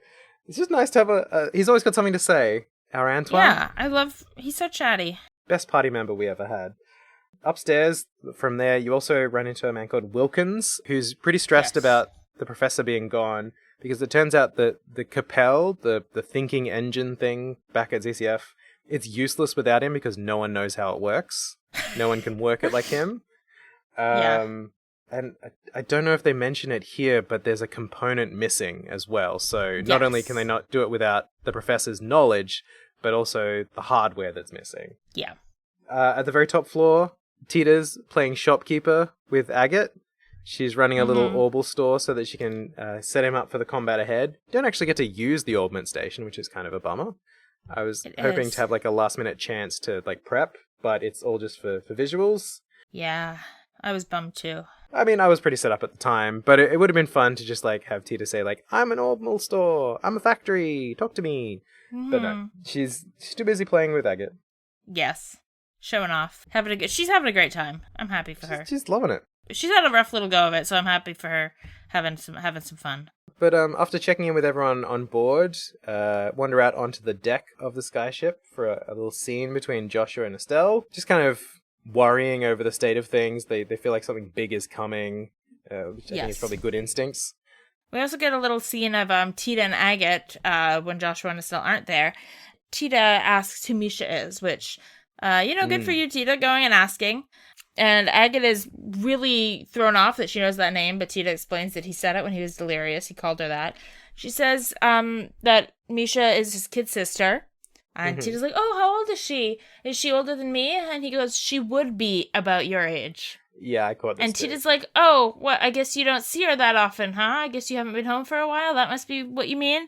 And Agate just says, if I was more reliable, maybe I'd be with her. And Tita's like, huh? And, like, what is as someone who hasn't played and doesn't know the story, what's your guess about what this means? It sure does sound like this kid is dead, huh? It sure does sound that way. Yeah. It could be, he is kind of a piece of shit. It wouldn't be unsurprising for him to not know how old his younger sister is without, like, looking at her first. He's kind of very vague about it. Also, I did notice that in his little portrait pictures, as soon as Tita asks, who's Misha, he goes from a smiley expression to, like, a very hardened, like, sort of almost angry face. It's like, how do you know that? Yes. Like, it's not a freely available piece of information, whatever the actual situation is. But he immediately sort of calms down when she's just like, oh yeah, when you were delirious from your poison, you said your sister's name, and I was just like, what's that about? He's like, oh, okay. Yeah. No, you haven't been, like, plumbing the depths of my backstory or something. And he even says something like, I'm not ashamed of it or anything, which... I'm not ashamed of having a sister? Okay, good job. Well, I guess it's more that the reason the reason he doesn't bring it up, or the reason he's upset or shocked or freaked out by it being mentioned, isn't that he's trying to hide anything. It's just that didn't expect it to be messed up. I guess that's how I took it. That it wasn't, he's like, I'm not ashamed of it. I wasn't sure why you knew that name and it threw me off. But I'm not trying to hide it. I'm happy to answer. He also comments that Tita's seeming a lot more relaxed and kind of not happy, but at least at peace. And she just sort of says, at the moment I'm too surrounded by friends to really be scared. I've got Joshua and Estelle, I've got you, sort of. Yeah. So yeah, I don't need to be worried because I've got you guys supporting me. To which Agate just says, that's stupid. Yeah. And she's like, tee. He's like, being scared is stupid, but also worrying is a waste of time. Like, it's stupid to not be scared, but it's also stupid to worry. Which do you mean, Agate Krosner? We're good to go! Now it's time to get into the cramped crate. Yes, we're on approach to the fortress, so it's time to play Trails in the Tetris. And get everyone into this crate. Joshua goes first. Josh goes first. He sets himself up, and Estelle's like, yep, I'll go next. Oh, shit, I'll go next. Ah. When they first saw the crate they were going into, Estelle's like, oh, there's going to be plenty of space. And Gustav was like, no, there's going to be a bunch of stuff in there to keep the cover in case they look inside. There's like a hidden compartment, a hidden door on the side that you're going to go in to get into the back. But the main door in the front, if you open the main, door, whatever it's called for a crate, then it'll look like it's just full of stuff. So Estelle at first thinks they get the whole crate to themselves. You don't. They get a very tiny spot at the very back of the crate. So Estelle goes in, and immediately she and Joshua clearly have to stand in an awkward position in order to both fit. We don't know what it is. We just, get speech bubbles of them talking about it, but we don't get to see how they are arranged in there. Yeah, they try and get in there, and Estelle thinks she's fine, and then Joshua sort of instructs her to, no, turn your face this way. And I was like, is he about to say good girl? Ugh. Yeah, dude. But apparently they're very snug. And then it's Tita's turn to join in. Which Estelle loves, because it's cuddle time for her. She's like, cuddle time with Tita. Doesn't care about personal space on this one. So she's just grabbing Tita so hard that she's like, you're squeezing the life out of me, please stop. And she's pinching her cheeks. She's like, I think it's fine. Estelle's a bit of a weirdo about this child. She's such a weirdo. If it keeps her distracted from Joshua in this moment, that's great. And if it keeps Tita distracted from, the kidnapped grandfather. That's a bonus, too. I will also mention, though, Estelle says that Tita smells sweet like fresh milk, which is so weird. So weird. I think it's meant to be a reference how They say that, like, babies have, like, a milky smell, like, but it's a weird, like, she's not a baby. She's a kid, but not a baby. Like, I would imagine maybe she smells like kids' shampoo or something, but fresh milk? Like, what? She smells like Johnson & Johnson's baby shampoo. Exactly. We climb in, we land at the fortress, they unload all the crates. Mm-hmm. And they start scanning them all with their little bioscanner thing to make sure there's no live things, and it's all going well. It's like ding, ding, ding, ding, ding. And then, life signs detected. And Sid is the one overseeing the arrival of stuff. And so he's like, surrounded that crate, man, when the biosensor goes off. And he's like, Gustav, what's this about? And Gustav's like, I don't know. And they open the crate. And who do we see? It's Antoine! And he walks out and does a twirl. He does a little spin. He does his little turn on the catwalk. And I love him. Does he say anything here? yes, he does. They're chatting. It's like, oh, this is just the cat. He's from the factory. He probably got in. And Gustav is like, Antoine, how'd you get in there? And he says, Meow, which means, so we meet again, fleshy thing. Which I remember seeing on the translation list. And I'm like, man, I hope they use that one because that's such a good... such a good thing to have is like a common cat phrase, common enough that it's one of the like 25 things they ever say. He's like, so we meet again, fleshy thing. And then he turns to Major Sid and says, Nyaun, which means, who are you? Mm-hmm. And Sid is no longer bothered. He's like, oh, that's a pretty cat. Sid's charmed by the cat. You can come stay here at the fortress. To which Antoine says, Fumya, which is yawning. Nice Japanese onomatopoeia. Followed by Nyaun, which means I'm tired. And then he just turns around and runs back into the airship. And Sid's like, oh, I just got the cold shoulder from a cat. Yeah, Antoine just came out. It's like, where is this? Who is this? Why is this? No. Bye. He's the best. Yeah, I love Antoine. He's so good. But yeah, they kind of get over that. The rest of the scan fine, so we're not detected. And then the scene cuts to it being much, much darker, which means we've been jammed in this box for a while, long enough for night to fall. Good thing that we didn't have to be in there the whole flight, too, because, man. They come out, and even though they're sprites, you can tell that they are uncomfortable and have weird muscle pulls in weird spots. Before we all come out, there's a little dialogue of interest from Sid and the soldiers. Yes. The soldiers are like, how long are we going to have to cooperate with them? We don't know who the them is. Under this emergency command structure.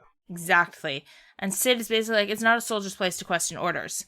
When the soldiers leave, though, he says he feels a little guilty. And then it gets called over that apparently Amalthea, the pink-haired lady who we've seen with, who took Dorothy's photo course before, is there. He calls Amalthea, he refers to her as a little vixen, which is really funny in the same chapter that we meet Father Vixen. I'll see what the vixen wants. Yeah. I did run through my head. It's like, is she a little vixen because she's the daughter of Father Vixen? Yeah. Or does Captain Amalthea moonlight doing male drag as a priest? All of the above, perhaps. They're off to see Amalthea, which gives us a chance to exit the box, to stretch our limbs, and start searching for the professor. Yes. And we look at the map and are discussing our game plan. And Estelle you get a chance to have a multiple choice question where if there's a right answer, you get bonus BP to say that we're going to go to the research wing is what we're going to look, where we're going to hit up, because that's the most likely place for Russell to be. And then, as we make plans, the map gets updated so that there's, X's, marking the spots where we want to go, which is cute. I get impressed that Estelle could, think ahead that much. But the plan is to go to the research wing, to snatch the professor, and then to get out by stealing a boat at the wharf. I like that nobody thinks about I did like that nobody was like, we can't steal a boat, because, I expected someone to say that, because, the good guys always say that kind of thing, but no one's saying that. Everyone's like, yeah, we're here, we're infiltrating a military base on very legally dubious grounds. Of course we're stealing a boat. We're being practical about this. I like that nobody was concerned about that. I'm not being sarcastic. I genuinely like that, because I expected there to be somebody being like, we can't steal property, but no, nobody says that. And I appreciated that. To be fair, this isn't even the first boat we've stolen this game, so it's just kind of par for the course at this point. True, but they're planning ahead to steal a boat, which is cool. Love it. As opposed to in the spur of the moment to chase someone. So it's time to make our way through Leiston Fortress. We exit from the landing port to find a courtyard. Just a huge courtyard in this military installation, full of fucked up dogs. And there's another kind of dog, like a bigger one that you see one or two of, but mostly the same Yeah. attack Dobermans. Killer Dover, I think they're called. Yeah, they almost look like big cats because they have a weird face. They kind of look like the guys that Mayor Dalmore had, like smaller versions of them, but they kind of resemble them, I thought. He was wrapped up in all this nonsense, so it's possible. It's true. Oh, absolutely. It could be. But yeah, we make our way through the courtyard. There's a bunch of the dogs. So again, I just quickly killed a bunch of dogs to get 200 CP for everyone. We love doing that. Poor doggies. It's clear the Trails team are Cat's people because Cat gets the starring role and the dogs are monsters who have to get beat up. I feel like I should be a little offended. It works for me. As a cat owner and cat person, I feel perfectly catered to. We head in, we get past all these dogs. Then in the second area, we spot a familiar airship. Hell yeah. It is the Kidnapper Airship. Have they ever given it a name? I don't believe so. I don't believe we've got a name for it. I just call it the Kidnapping Airship. I've just been calling it the Bad Airship, so I think we're kind of on the same Yeah. page. So we find what appears to be the research wing building. There's some guards at the door, Yes. so we've got to try and sneak around to not get spotted. And peekaboo in the window, where we Exactly. spot Professor Russell! Yay, he's alive! And Captain Amalthea, and Major Sid. And Captain Richards. Colonel Allen. He's here! Allen is thanking the professor for finding a means to control the gospel. Yes. What is the gospel? We'll find out pretty soon. We also learned the intelligence... Russell mentions, like, you used to work under Cassius, and Richards mentions that the intelligence division is searching for Cassius. They can't find him, they're searching, and they ask Russell if he knows where they are, and Russell's like, I wouldn't tell you if I did, but no, I don't. He's like, after you finish this, like, don't worry, we'll let you go, it'll be fine, you just have to stay here until... for a bit. And Russell's like, the fact that you're planning to let a witness to you and everything you've done go unharmed, either you're lying or you're planning something really, really big in that it won't matter what I've seen and what I know. Which is disturbing and apt. And then somebody else walks in to report, Second Lieutenant Lawrence, and it's the weird masked guy that we keep, like, the guy. Yeah, I was a little thrown off here because he hadn't been named prior to this. No, but we get a name for him. Typically we only get, like, the name caption when they've been properly introduced. But they jumped the gun a little bit here, and I'm like, is this a different person? No, it's that same jerk. It's the same guy, the one that Agate was fighting at the beginning of the chapter, and the one that they met on the boat, the Kappas met on the boat. But he comes in to give an update to Alan, which is that the White Wings were caught in the net. In Grand Cell. Now, I have a reading on this. Mm-hmm. I believe the White Wings is the Arcee, because when they showed the Arcee airship, the little flying paddles were white, so that made me think White Wings. So my take on this, because I don't remember exactly what it is, my take was that it was referring to the Royal Guardsmen being arrested. But that kind of makes sense, because the Arcee is the Royal Guardsman's ship, I think. Like, I think it's just that they've taken out the Royal Guardsmen. I guess it could make sense either way, because Amalthea, on her beret, she has like a fascinator attached that looks like a white wing. Yeah. So Yes. maybe it's a reference to that as well. Maybe the ship has white wings to reference the uniforms. Who knows? But yeah, it was my interpretation that this is that ship that they're talking about, and Yes. it's been caught in the net, so they've secured it for whatever. Then Alan tries to convince the professor to write a false letter claiming that he was kidnapped by unnamed rebels. Actually, it's Major Sid. Yeah, it's Major Sid who tells him to do that. Oh, it's the Major, sorry. Because Alan Richards leaves, and Major Sid is like, look, if you cooperate, we might, what happened to you is that you were taken by rebels against the Queen, and if you emphasize this in a letter, we might let you write your granddaughter. And Professor Russell's like, I used to think you were better than them, but it turns out I was wrong about you. Which is harsh. And then Alan Richards and Captain Amalthea and Lawrence all leave in the Bad Airship. But as they're boarding the ship, Lawrence is the last to board, and he says, grand plans, but what will come of them? And then leaves. So dramatic, Lawrence. So dramatic. And then we go to our gang, our Bracer gang, our League of Extraordinary Bracers, and Joshua's spacing out. It's the weird, like, we've seen him a few times space out weirdly, and, like, the characters are like, Joshua, why are you spacing out? What's going on? And he's like, sorry, nothing. So that happens again. It happened at the top of Esmolus Tower, here as well. I think there was another one in the middle that I'm not recalling. There was, and I can't remember what it was right now either. But yeah, my thought was, is it proximity to the black orbment and its effects that it's having like an impact on him? Maybe. Who knows? No comment. Because, no, the black orbment wasn't present. No, they had it with them when they went up the tower, didn't they? Because they'd brought it for Dad, but then they were just carrying it along with them the rest of the time. Limestone Tower was before we got the ornament. Oh, That was in the prologue. But yeah, Joshua's feeling woozy, so we're like, alright, he's fine, I guess. We'll just continue on. We go to knock down the guards outside the research lab, but as we do, they're busy having an expository conversation where they tell us who they are. Finally, we know who the black-clad soldiers are. They are secret ops, or special ops, covert operations for the intelligence division. Yeah, they're like the double secret guys. Which means they work for the Royal Army. Yeah, it's all an inside job. Yeah.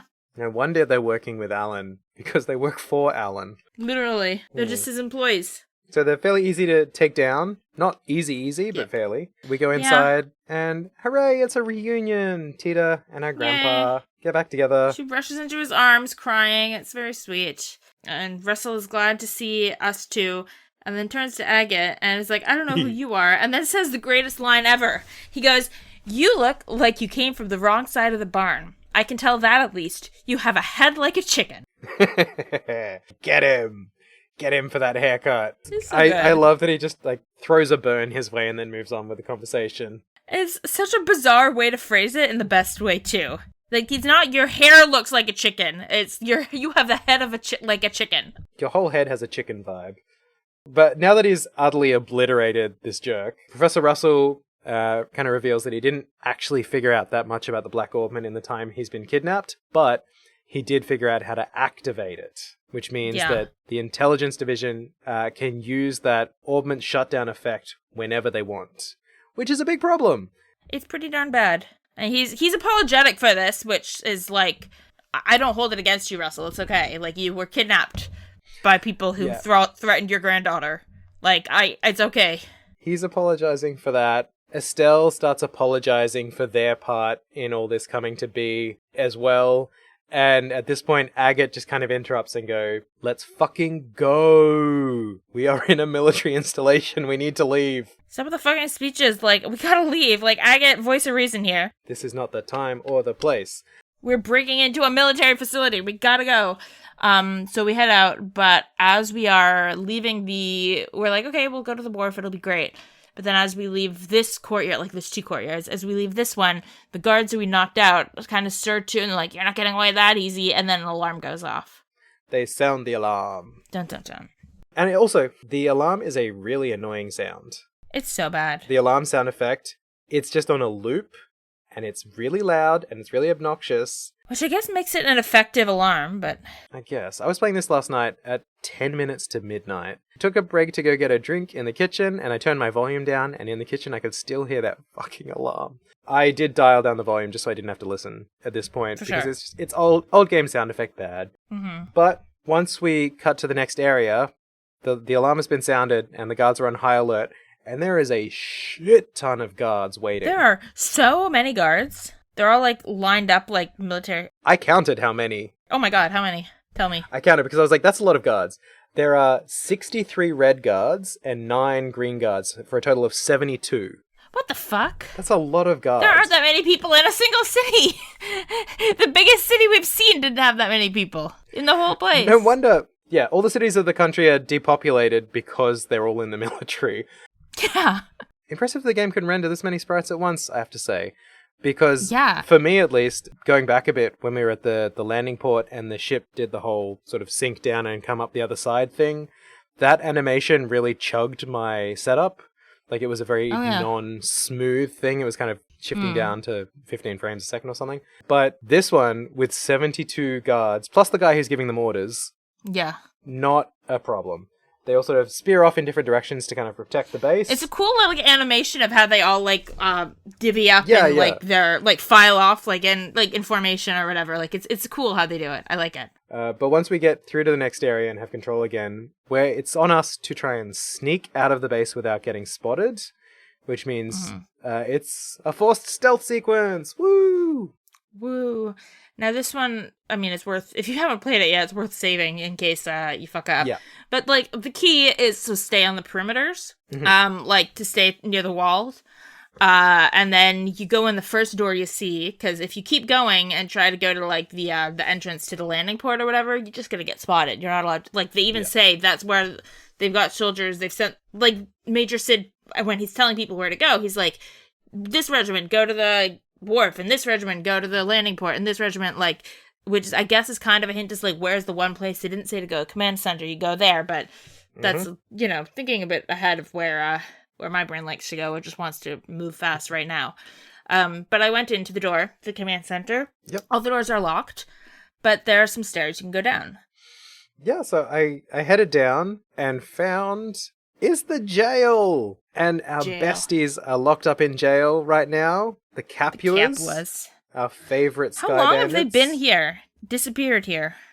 Yeah, they've been, like, locked up in Fantasy Guantanamo for a while. It's also disturbing because they were working together with these people. Like, the Black Mask people and, like, the whatever. Like, their own supposed allies are, like, turned on them and are just keeping them prisoner now, which is distressing. But yeah, it's a great reaction when they do see each other. You come downstairs. Gisette and Estelle just simultaneously scream, "You!" They're not happy. At each other, are furious. Overlapping text boxes as well, which I really enjoy. The visual storytelling they've done with text boxes in this game is great. It's so good. The moment with Tita over-explaining, where it's just a huge text box, they're having fun with the format as well, which they is really a are. sign It's of so great game fun. design. And Estelle is like, so, how have you been? Yeah, just tries to have a casual conversation. And Joshua is just kind of off to the sides going, "Long time no see. Hi." Yeah. And Gisette has a great burn. She tells Estelle that she's only good for handling a pole, which is a double burn. Yeah. Slut shaming much? It's like, are you shaming me for being a bracer who fights with a bow staff, or are you shaming me for being someone who's only good for dancing on a upright bow staff? But it's funny. They're also, the cameras are like, there's an alarm going off. There must be an intruder. Then they're slowly like, are you the intruders here? Or is the alarm for you? And we're like, bye! And we just go back up the stairs. Yeah. Like, it doesn't go anywhere. They're just like, I can see ya. I did notice when they panned into this shot that there were folks in the other jail cells as well, but I didn't catch who they were. I think there were some guardsmen in there. I think there were some royal guards. Yeah. Like the people, the Queen's Guards, which there was an implication last chapter that, like, there might be some jurisdictional, like, tension between the Royal Guards and the Royal Army, but now we're getting the impression from what we've heard. Dorothy said that some folks were being arrested for treason, so maybe these are the guards who were arrested for treason? Yeah, I don't know if they're I assume so, but then part of me is like, unless, I thought those were in Grand Salle, like, but I guess this is pretty close to Grand Salle, but I don't know. Yeah, I suppose the Capuas got shifted off here from the other regions, so this could just be like the big jail. Yes, it is a lot bigger than the one in Hakken Yate. I guess, like, you gotta find an escape route.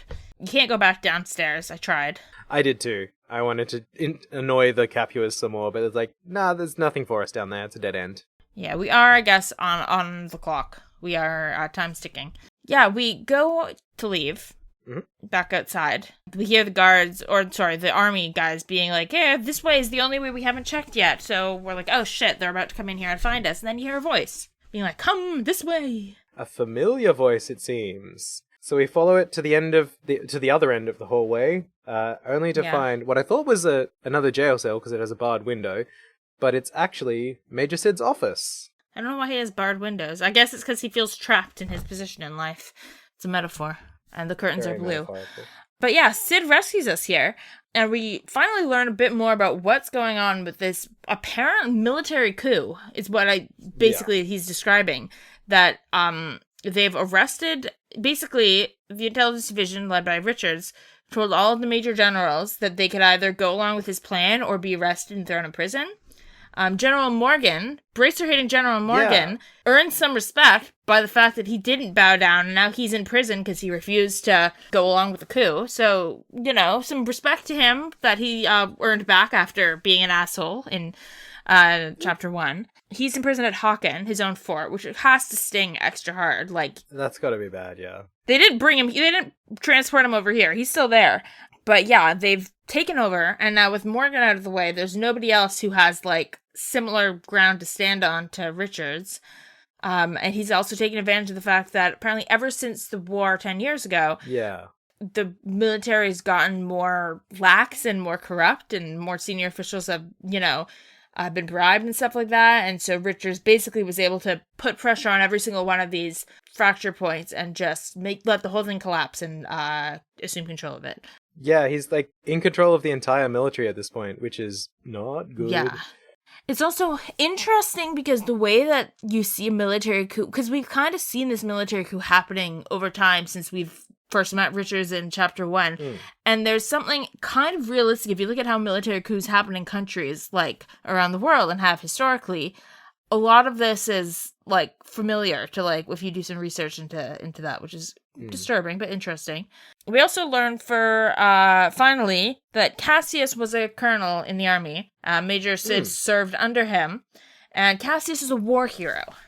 This is kind of surprising because it's at this point, Estelle's shocked. She didn't even know what her dad's rank was in the military. Yeah, she just knew he was in the army at one point. Like, that's it. And it sounds like he never talked, like, he deliberately didn't mention it around the kids. Yeah, she's like, oh, he never mentioned being a war hero. He's, like, played a big role in them, being able to win in the 100 Days War. Like, he's a big part of the liberal victory, apparently. So now we know why everyone else has been acting like Cassius is a big fucking deal this time. And whenever we find people here, their last name is Bright, they're all like, oh my god, you're Brights? Okay, we'll act differently now. Now we know why. Yeah, it's a lot of information shared in this chat. Not only all this, we also find out that despite the fact that there's a military coup going on, the Queen has been mysteriously silent about it all. Because she's the Queen. She has, like, top-level decision-making. She's supposed to be Supreme Commander of the military. Yeah, she could intervene, but she isn't, which is suspicious. Maybe she's just busy getting ready for her birthday. But they're also using Dorothy's photo from Zeiss Central Factory of the ops guys in the Royal Guardsmen uniforms escaping to blame the Royal Guardsmen for what's going on. And that's how they were arrested for treason. So it's a big master plan, and we've really played into it in an unfortunate way. Yeah, it's bad. But it means it's time for us to escape, but the guards are closing in. We can't go back the way we came. What do we do? It's time for Secret Passageway. Secret Passageway time. I love a game with a secret passage that you can't tell is a secret passage ahead of time. You know, you get those, like, old, like, PS1 era games where the objects that are active objects are always different. It's like an old Disney cartoon, even, where you can see the animated stuff versus the flats. None of that here. I would not have known. I was looking around at the office because he's got a bunch of bookshelves with crooked books. I'm like, is he going to pull a book? And a bookcase slides aside? Like a classic secret passage? No, he just walks up and, like, punches the wall and it opens. It's great. It's amazing. One line before we head out the secret escape, though, I did enjoy that when they were talking this plan to escape, Professor Russell says to the Major, is like, I'd been prepared to brain you with a wrench and soften up that hard head. Yes! Pity. It's like, man, I really wanted to king hit you. I love Professor Russell has the greatest lines this chapter. He's been kidnapped. He has, like, completely run out of fucks to give. Unbothered, unfiltered. He wants to insult people. He's great. But yeah, and Sid does make it clear that he's been really conflicted this whole time, and that he kind of didn't think it was. He's basically like, I didn't think it was my place to, challenge orders, but I've also realized that just means I'm complicit in everything, and that he's not cool with that anymore. Which, I mean, yeah, just following orders has, in our world, we've pretty well established that that's not a justification for shit. That's been pretty decisively established. And Sid's coming to that conclusion as well. I guess I'm getting the impression that he's not about to, like, openly defy them, but rather has decided that he's gonna, like, subvert what they're doing from inside as long as he can. Of course, maybe he's about to get in trouble for the fact that that we escaped. Like, I don't know if he's gonna be able to subvert from the inside for long, but it seems like he's been having an internal struggle and has decided that he can't just go along with this. And he says that from the second that he first saw us when we were first trying to get into the fortress, he was like, I figured this was how it would end up as soon as I realized you were Cassius's kids. Cassius is clearly a role model of his, and we take after him. He has a way of inspiring people to do the right thing, I think, is the implication. So while we're talking about our dad, by the way, Agate and Tita and the professor already went down the passageway. It like leads to a secret underground aqueduct, but we stand around and chat about our dad for a bit, and they're just like down there waiting for us to come. And then finally the army is like about to come, and Sid's like, oh shit, you should go. So we go. Meanwhile, you can probably hear Agate's voice echoing up the secret passageway, just going, let's fucking go! Yeah. He just cannot get these people to move. He really can't. We go down, and he's like, what took you so long? And Estelle's like, oh, we just got to talking about Dad. And it's like, what do you... There's something really funny. We got to talking. She's literally like, they're escaping from a military installation, and she's just like, oh, sorry, we got talking about Dad. All right, we can go now. Yeah. It's like, thanks, Estelle. But he's in like a little motorboat. They're all in a little motorboat, and you gotta really, I love the little animation of Joshua and Estelle jumping onto the boat. Like, their little sprites actually jump up and onto the boat. Yeah. It's very cute.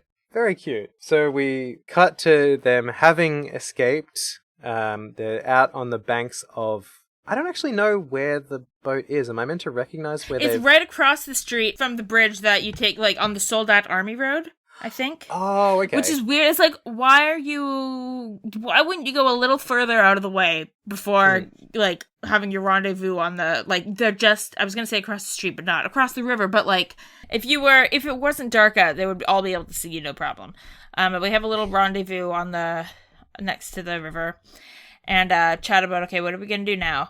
Basically, I guess like, no, we should split up. I'll go with Tita and the professor, and you guys go, so you don't get caught, because they know my face. The intelligence division knows my face, and they know Russell, and they'll know Tita because they're threatening her. They know who she is, but nobody knows that you two are involved yet, because nobody has seen your faces except Major Sid, who's on our side now. And Estelle's really upset. She's like, what do you mean? Like, we want us to just leave and save ourselves? And I guess, like, no, like, first of all, we need to go into hiding. We can't just go back to ZCF and, like, we can't just bring Russell back and be like, hey, we're just gonna hang out at the factory. We're back to work, no problem. Like, that's not gonna work. Like, if they find us again, they're gonna find a way to kidnap him again. We have to go into hiding.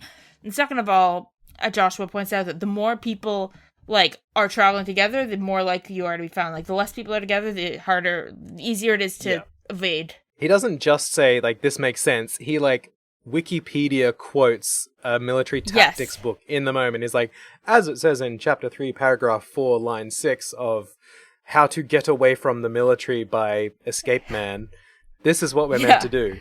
It's like, I appreciate you're a book learned man, Joshua, but we don't need a Harvard reference every time you tell us a piece of information. Yeah. He likes to cite his sources, you know? He likes to back up his knowledge, which is, you know, a good instinct to have in, like, academics, but I don't know if it's that useful in active combat or in time-sensitive missions. But it hasn't failed him so far. I did like how worked up Estelle gets out about this. I screenshotted the thing. She's like, how can you ask us to turn our backs on you just to keep ourselves safe? That's totally bonkers. Yeah, she's really upset. We could never agree to that. And I think this is where I realized that both Estelle and Joshua have a little undercutting each other habit. So for Estelle, it's when she's introducing herself, she always shortcuts Joshua. She's like, I'm Estelle, a bracer from Roland. And so he always has to say, I'm Joshua. Me too. The same. For Joshua, his thing is, he lets Estelle run her mouth, and she's like, we could never agree to that. We could never agree to let you go off on your own. At which point he says, yes, we could. It's the same thing he pulled with Tita not being able to come along to Carnelia Tower. Where Estelle was like, oh no, Agate, you're being so mean to Tita, and then you can't say, how could you ever say that? And then Josh was like, I agree with Agate. It's the same tactic, They undercut each other at different points, but I like it because it's a very sibling thing to do. It is. To the point where it's not even something that they bring up anymore. It's just like, this is just a habit you have, and like, I can't get mad at you about it anymore. Yeah. But in the end, Estelle is convinced that this is the right course of action, and Professor Russell tries to treat her like they treated Tita, with giving her a different job to do to keep her busy. He's like, well, if it helps, I'll give you a new job. I want you to go Yeah. to Grand Cell. I want you to go meet the Queen and tell her what's going on.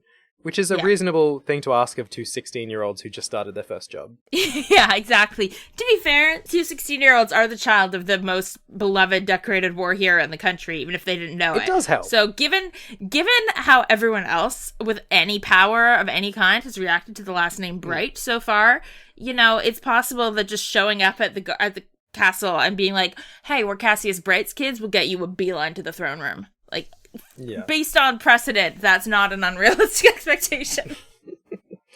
But we do also get a new piece of information in the mix about the Black Orbment, aka the Gospel. The gospel, yes. Which is a little bit more about where it came from, because we came across it when it was mailed to Cassius, but Yes. I believe it is the professor who reveals here that the Gospel originally came from Alan.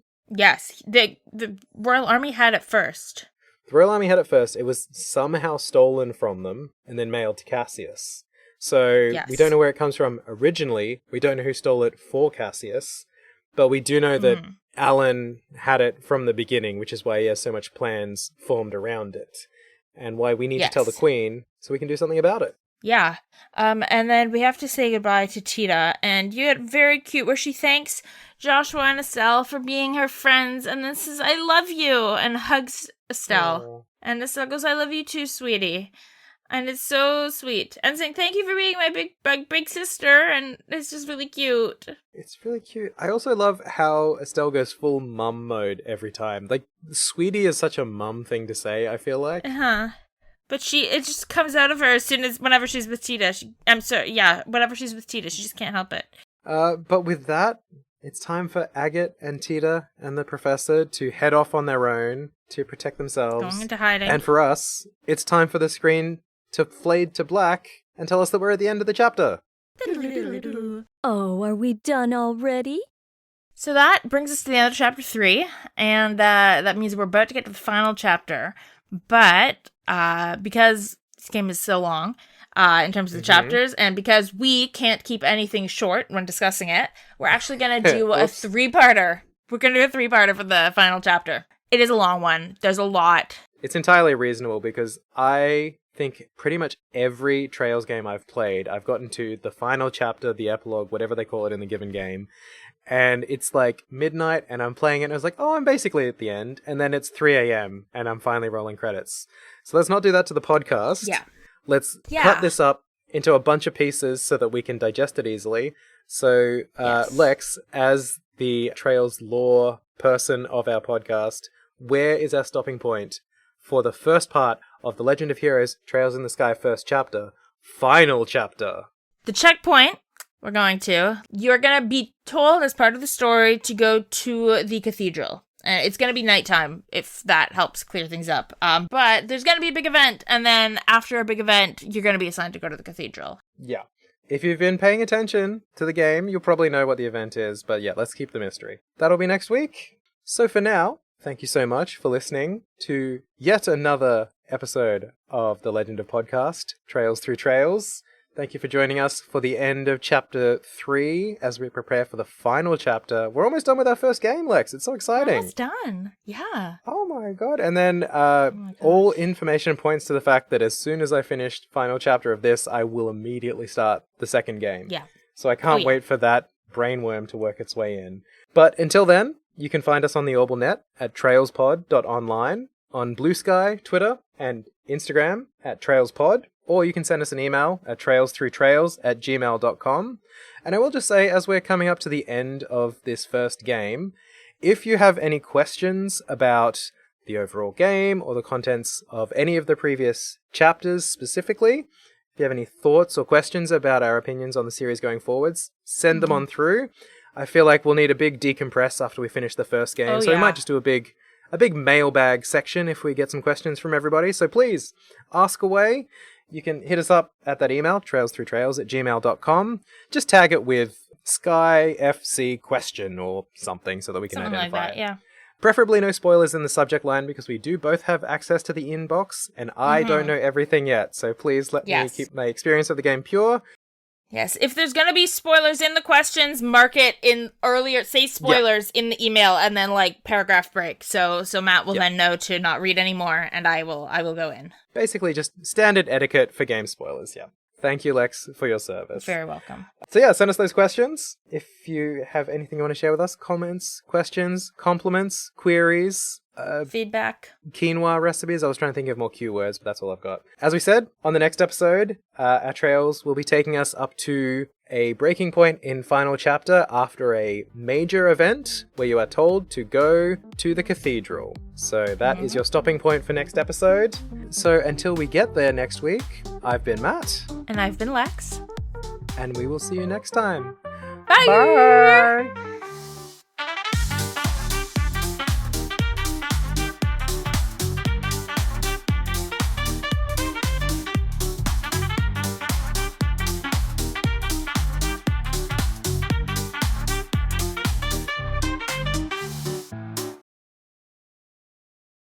These buys are probably audio poison, but I love doing them.